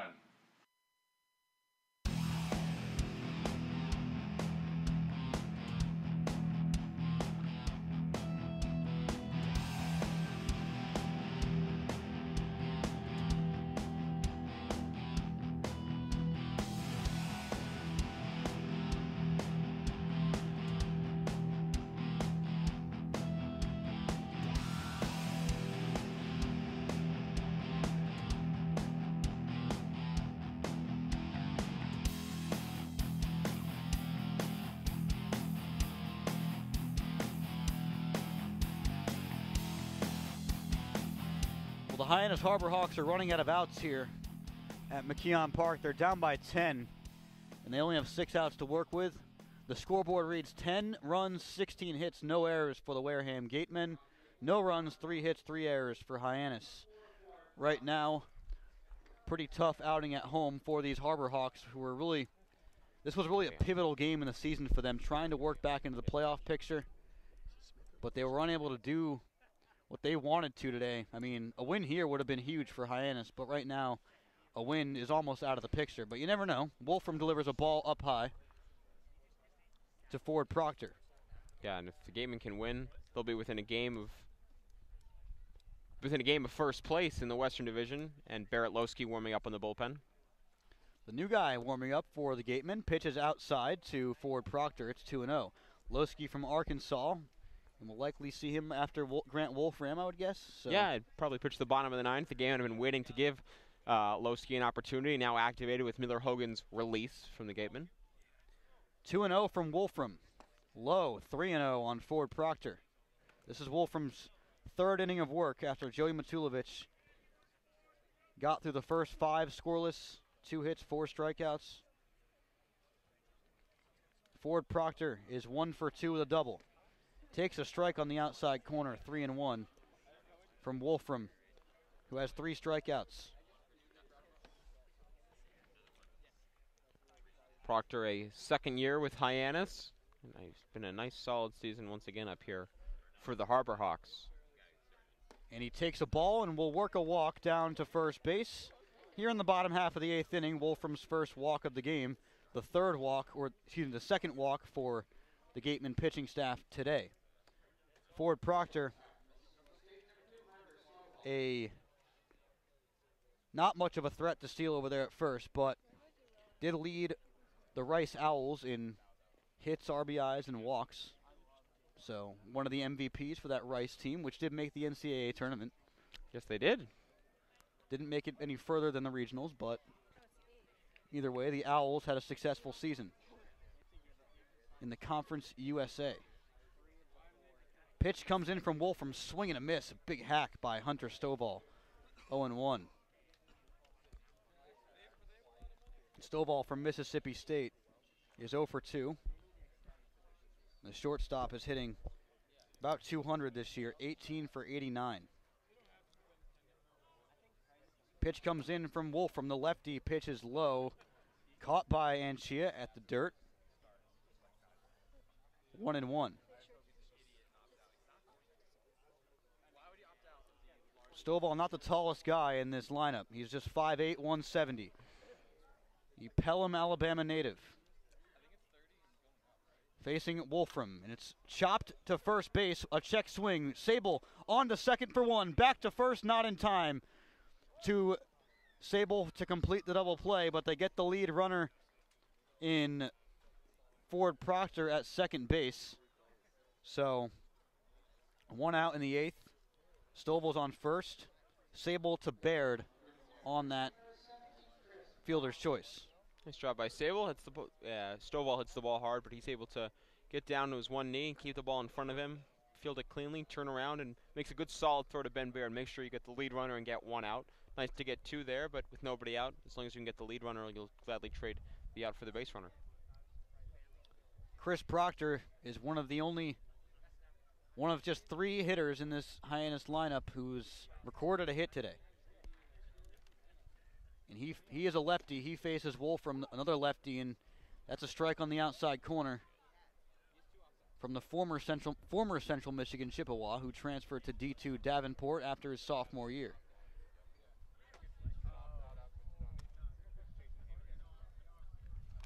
Chris Proctor, no relation, as you mentioned earlier in the broadcast, to Ford Proctor, who is now back in the dugout. Pick-off attempt, nothing doing. And no relation to Goody Proctor from the Crucible, which, of course, you read in your high school sophomore English classrooms, depending on the high school that you went to. I did not. We did not read that book at Avon Old Farm School in Connecticut. 0-1, fouled away. Down the third baseline towards the Hyannis bullpen, and it's 0-2. Matt Weaselthayer, our producer, in love with the book, apparently. He is excited over there.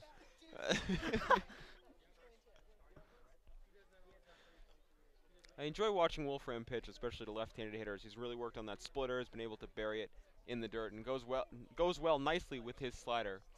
So when he can find his fastball control, which has been in and out at times this season, he really has those two other pitchers to really complement it and get opposing left-handed hitters out. 0-2 to the Duke Blue Devil and Chris Proctor. Swing and a miss. Slider got him. Wolfram with his 4th strikeout, brought to you by the law offices of Lang, Exofaris, and Bullard. Wolfram, so he gave up a runner to lead off this inning, but he's been dealing overall today. I mean, just 1 hit in 3 innings so far for Wolfie, as they like to call him. Yes, they do call him Wolfie out in the Gatemen bullpen. The big bad Wolfie stands at 6'7". And I know pitching coach Jim Lawler has kind of become enamored with Wolfram, a big, as we've multiply said, big, tall, left-handed pitcher who threw 90 innings back at school, and there was a little worry about whether he'd get tired out here or not, but so far not showing much fatigue.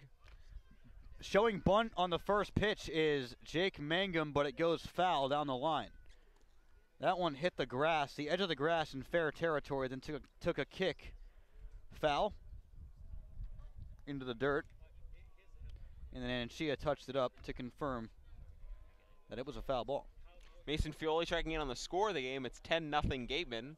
Mason Fioli, Griffin Roberts, and Justin Montgomery are at a movie night that the Gatemen sponsor every year. It's supposed to be their off day, so the whole team usually is supposed to go. Of course, they have to play tonight, so pitching coach Jim Lawler designates 3 pitchers that are not going to pitch tonight, of course, definitely. And hello. Hello to one of our players who is usually not listening because he's a player. Here's the pitch. Swing and a miss. Jake Mangum. 0-2. It's good logic right there. Fioli started here opening night against the Hyannis Harbor Hawks. And he'll start tomorrow when the Gatemen travel to Brewster. The Gatemen having to do some tooling with the rotation with Montgomery and Roberts, both pitching in the All-Star game Saturday. So Montgomery will come out of the bullpen tomorrow instead, behind Fioli as opposed to the other way around. 0-2 to the Mississippi State leadoff hitter Jake Mangum, but time is called. As screaming out time was Will Bowers.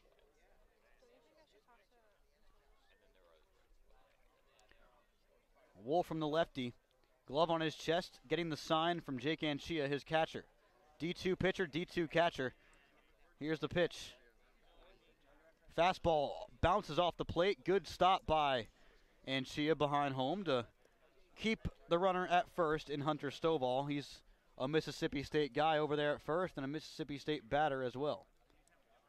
Mangum is 0 for 3, getting below 330 this year. 7 runs batted in.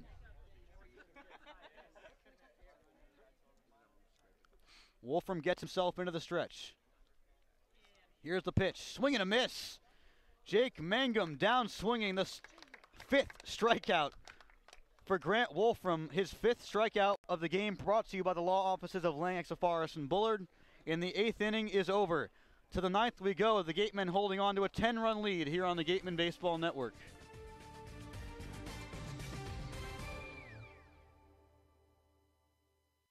Did you know that Baseball Factory has partnered with the Cape League for the past 17 seasons? Baseball Factory is your resource for top-notch baseball training.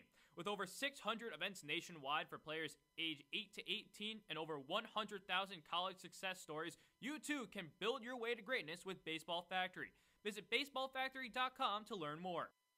It's back. The 2017 Friendlies Cape League All-Star Game will be played at Spillane Field, home of the Wareham Gatemen. Mark the date on your calendar, Saturday, July 22nd. Game time is 6 p.m., but the gates open at 2 p.m. One highlight will be the home run hitting contest. There will also be an autograph session and a large merchandise village with items from many of the teams. Be sure to buy your tickets now right here at the merchandise stand. Tickets are just $5, and part of the proceeds will support our Wareham Gatemen.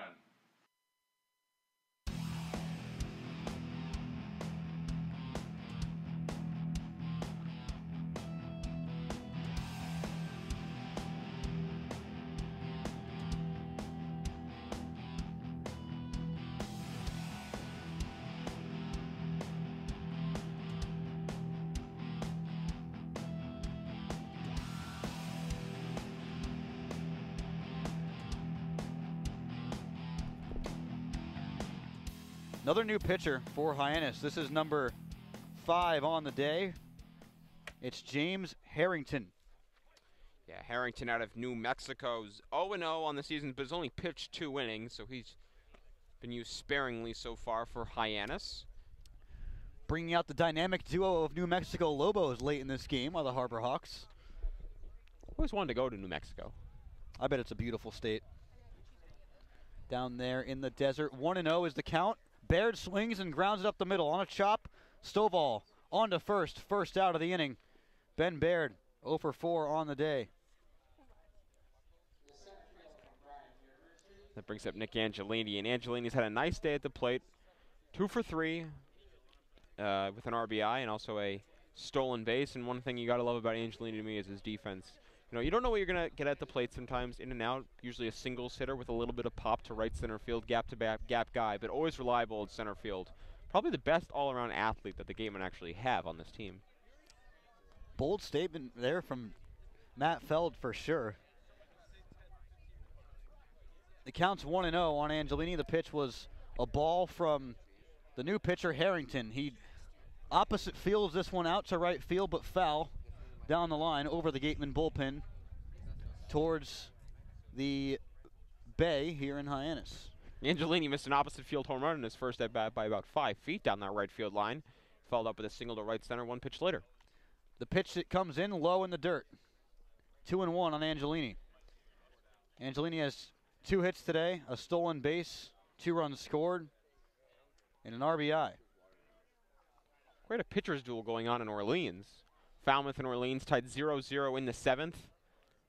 Pitch to Angelini, reaching out at a pitch upstairs, but fouls it straight back into the netting behind home plate, 2-2. Logan Gilbert started for Orleans, went 5 innings, 2 hits, 1 walk, 8 strikeouts. Matt Mercer started for Falmouth, 6 innings, 1 hit, no walks, 4 strikeouts. He's throwing between 93 and 95 miles an hour, topping out at 96. Matt Mercer's a guy out of Falmouth that we haven't seen yet for the Wareham Gatemen. And a lot of matchups with the Commodores. The pitch is in the dirt, 3-2 to Angelini. 2 more coming, and at this pace, the 2 of them might square off in the first round of the Western Division playoffs. But 2 weeks to go until then. Pitch, swing and a miss by Angelini on a fastball on the inside part of the plate. He's down, swinging his second strikeout of the game, and the second out of the inning for the Gatemen. Stephen Kwan will get his 6th at bat, or his 6th plate appearance, his 5th at bat. That Falmouth game with a lot of implications for the Gatemen. If they win, they're within 1 game of first place. If they win and Falmouth loses, then they're tied for 2nd place. So a bunch of scenarios that can go the Gatemen's way tonight with a Falmouth loss. The Gatemen still have to. Oh, wow. Stephen Kwan takes a ball, gets by Chris Proctor behind home plate. Then Kwan reaches back and catches it as it comes back off the backstop. And receives the golf clap.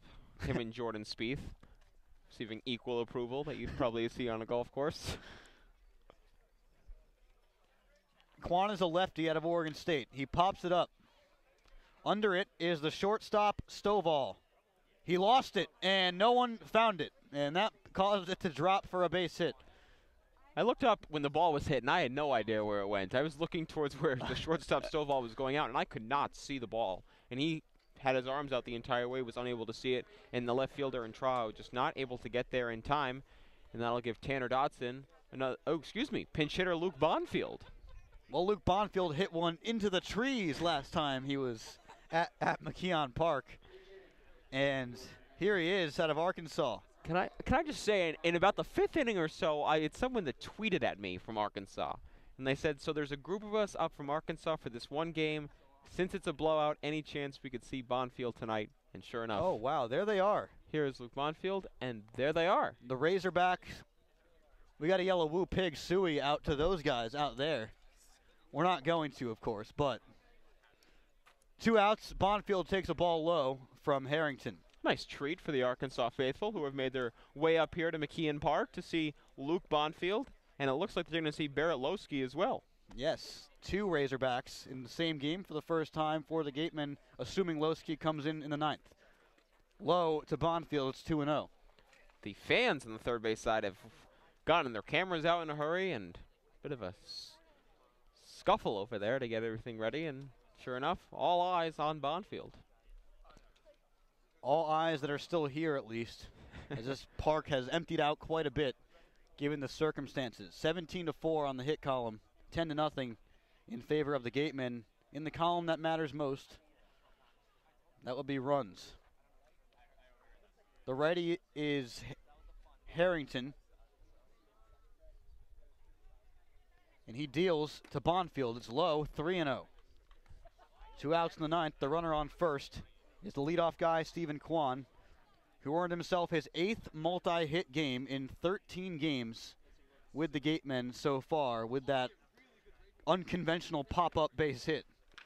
Check swing for Bonfield onto the second baseman, Ford Proctor. Nonchalantly over to Ryan Olenek for the final out of the top half of the ninth. The Gatemen add no runs on 1 hit, no errors. 1 man left to the bottom half of the ninth. Hyannis needs 10 to tie, 11 to win here on the Gatemen Baseball Network. Baseball Factory, which has proudly supported the Cape Cod League for 17 seasons, conducts baseball training, tournaments, and showcases at over 600 events nationwide, providing players with world-class instruction. The Baseball Factory program leads to future success both on and off the field for players aged 8 to 18. Learn more at baseballfactory.com. Cape Cod Healthcare is the leading provider of healthcare services for residents and visitors of Cape Cod, with 2 acute care hospitals and more than 450 physicians. For more information, please visit capecodhealth.org. Cape Cod Healthcare. Expert physicians, quality hospitals, superior care. Visit Stars Restaurant at Chatham Bars Inn Resort and Spa for a world-class dining experience, a proud member of leading hotels of the world.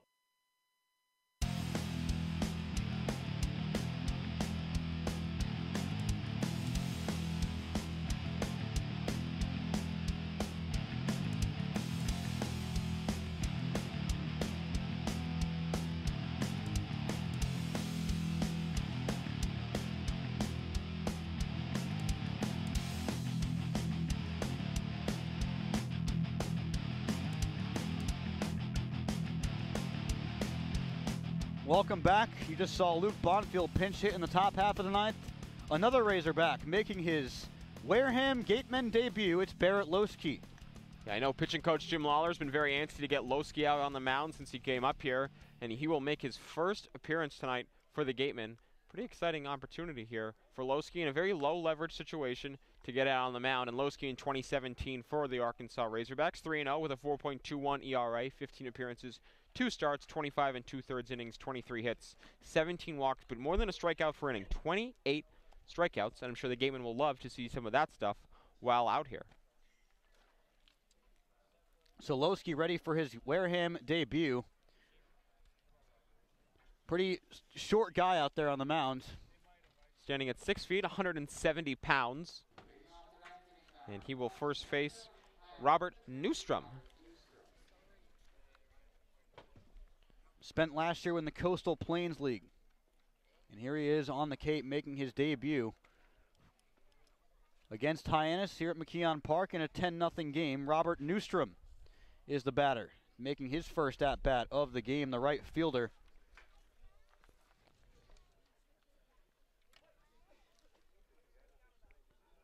Newstrom coming to us straight out of the University of Iowa. I believe he's a former teammate of Gatemen third base coach Jimmy Francos. Yes, he must be, right? Graduating about the same year. Or, excuse me, Franco only graduated last year. Fouled away by Newstrom off maybe the umpire's chest. 0-1 from Losky. Franco's a catcher at Iowa. And Newstrom, an outfielder. The Sioux City, Iowa native is 298 this year. Losky hailing to us straight out of Tulsa, Oklahoma. The 0-1 comes in outside on a fastball, 1-1. Losky can hit 91, 92 on that fastball. He was a key part of that Razorbacks bullpen, as you mentioned. 15 appearances inside and high to Newstrom, and it's 2-1. For number 55, the first time we've seen that number donned in blue this year. The double 5. Hideki Matsui is notable when I think of that number. 2-1 going to come into Newstrom. It's in the dirt. Did he check his swing? They checked down to the third base umpire, and he did check his swing. So it's 3-1. That's Jonathan Jordan making that call. And Newstrom coming in here in right field, replacing in the lineup Reese Hampton, who went 1 for 3 today. Pitch, swing and a miss on the high cheese, 3-2. Healthy 3-1 cut right there from Newstrom, facing the Lowski for the first time, and gives a full-on rip, 3 balls and a strike.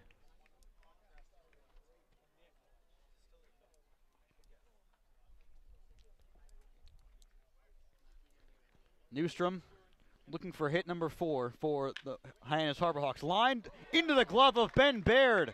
He moves to his right, reaches up, and grabs it. What a play by Baird. He's been defensively phenomenal today. I mean, a few instances in which he's had to make tough plays out there on defense. Might not notice it in a game like this, but certainly has been there. Yeah, and a line drive off the bat of Newstrom, a left-handed hitter, so it's naturally slicing away from him. He gets a great first step, a great read on it, goes to the backhand, just sticks it out there, and the ball lands in his mid. A nice first step and a nice read by Ben Baird to get the first out of the inning. Lowski deals a strike on the outside corner to Micah Coffey, who's 0 for 2 with a walk. And he drives this one out to deep right center. On the run is in this. That one is gone. Micah Coffey with a solo shot here in the bottom half of the 9th, and it's 10-1. Tough blow to Barrett Lowski coming in here, though. Looked like an off-speed pitch. I'd have to go check the radar gun, but it looked like a changeup that just took middle in at the belt, and Coffey with some nice pop just gets the barrel to the ball and hits it out to right center field. That ball looked gone well off the bat. Angelini and Pompey give it the sort of gracious courtesy jog after, but that ball was gone well off the bat to get the Harbor Hawks on the board. Well, Micah Coffey hit 11 home runs in his career at Minnesota in 3 seasons so far. That's his second of the season here in Hyannis. That pitch outside. 1-0 on Cesar Trejo in here for his second at-bat. The former Brewster Whitecap came in as a pinch hitter for Daniel Robinson and then moved into left field late in this game. Takes a ball 2-0 from Lowski. Tough if you're someone like Lowski. Hasn't pitched in close to 6 weeks now, and has been working with pitching coach Jim Lawler in some bullpens, but still no live action. That pitch is low, 3-0 from Lowski. You saw him dealing batting practice the other day when he got here. He arrived and he was practicing with guys in the batter's box. That pitch is on the corner, 3-1, says the home plate umpire Bowers.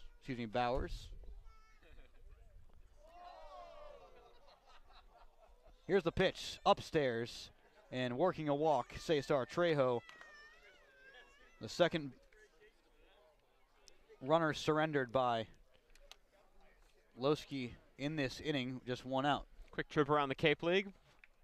Harwich and YD tied 2-2 in the bottom of the 8th. YD scoring twice in the top of the 7th to tie the score at 2 in Chatham. It's 4-1 Chatham over Brewster. Chatham on a bit of a roll, playing much better as of late in Orleans, and Falmouth tied 0-0 still. That game in the bottom of the 7th at Eldridge Park. Pitch is low, and Shia drops it, but then picks it right back up, allowing Trejo to stay at first.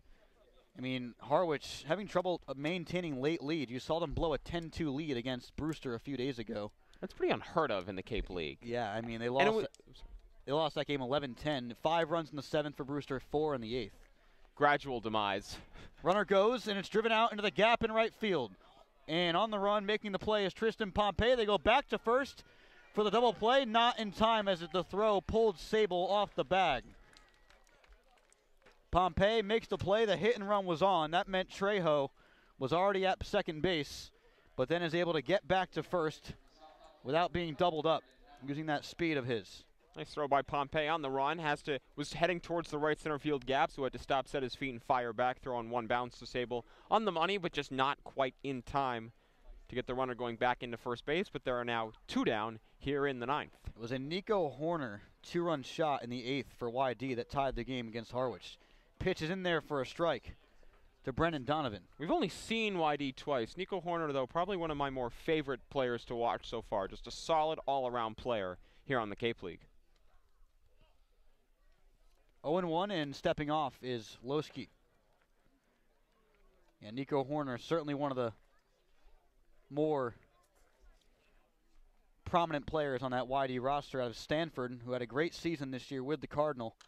Led them to have one of the best teams in college baseball this year. That one's fouled away by Brendan Donovan. And now the Hyannis Harbor Hawks down to their final strike. Loski dealing with a runner on first in a 10-1 game here at McKeon Park in Hyannis. Donovan's a lefty. He's 0 for 3. Loski in the stretch. Here's the pitch. Fouled away. Staying alive is Donovan, keeping the Harbor Hawks' hopes alive.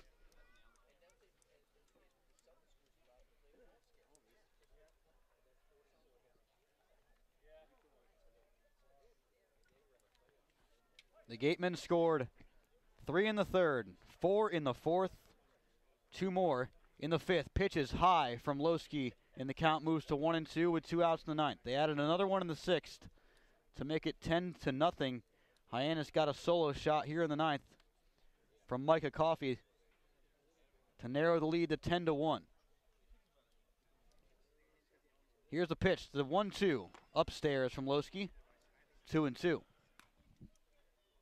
Trying to end this game against the Harbor Hawks. This is game number 5 of 6 between these two teams.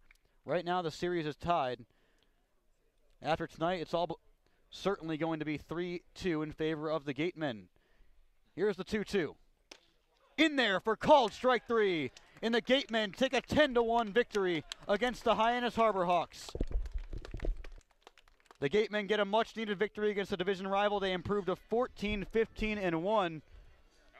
And a pretty impressive performance all around. Who's your player of the game, however? Well, we're going to go with Jake Anchia, the catcher out of Nova Southeastern. He got the start behind the plate tonight. He went 3 for 4 with a run scored, a double, and RBI. A big hit in the second spot in that fourth inning that engineered a 4-run rally for the Gatemen, and this is really nice. 3 wins in a row. The Gatemen finally seem to be clicking on all cylinders within a game of 500. Now just a game out of first place. 5 points above the Harbor Hawks for that playoff spot. And considering these teams only have one more head-to-head matchup, that's some nice breathing room heading into the home stretch this season. Absolutely. This is actually the first time this year that the Gatemen have won 3 straight games. I mean, it's been a while in this season, and that's the first time that's happened. I mean, they've gotten good stretches together. They just haven't been able to kind of run away with it. And right now, 3 straight wins, 2 against Catuit, and now here against Hyannis, all against division rivals. A big turning point for the Gatemen in this season. And now some Eastern Division foes coming up. It'll be kind of different facing, YD on the road, Brewster on the road coming up. So what do you see on the outlook for the Gatemen? Yeah, the Flasks kind of trip through the East, so to speak, with Brewster, Chatham, and then 2 against YD. They do 2 more games against Orleans, but this is the brunt of the schedule, and it's going to be pretty tough. Some good offensive teams on the horizon. Luckily for them, Chatham at home, so they don't have to make that long drive back out there like they did for the doubleheader earlier. But then 2 games against a solid club in YD. So a really solid 4-game stretch, probably the toughest 4 games the Gatemen are going to play in succession the rest of the season, circled around the Fenway workout and the All-Star game. But a really nice chance. If they can go 3-1 or even 2-2, they put themselves in good position down the stretch against the Western Division rivals. Sam, what a night.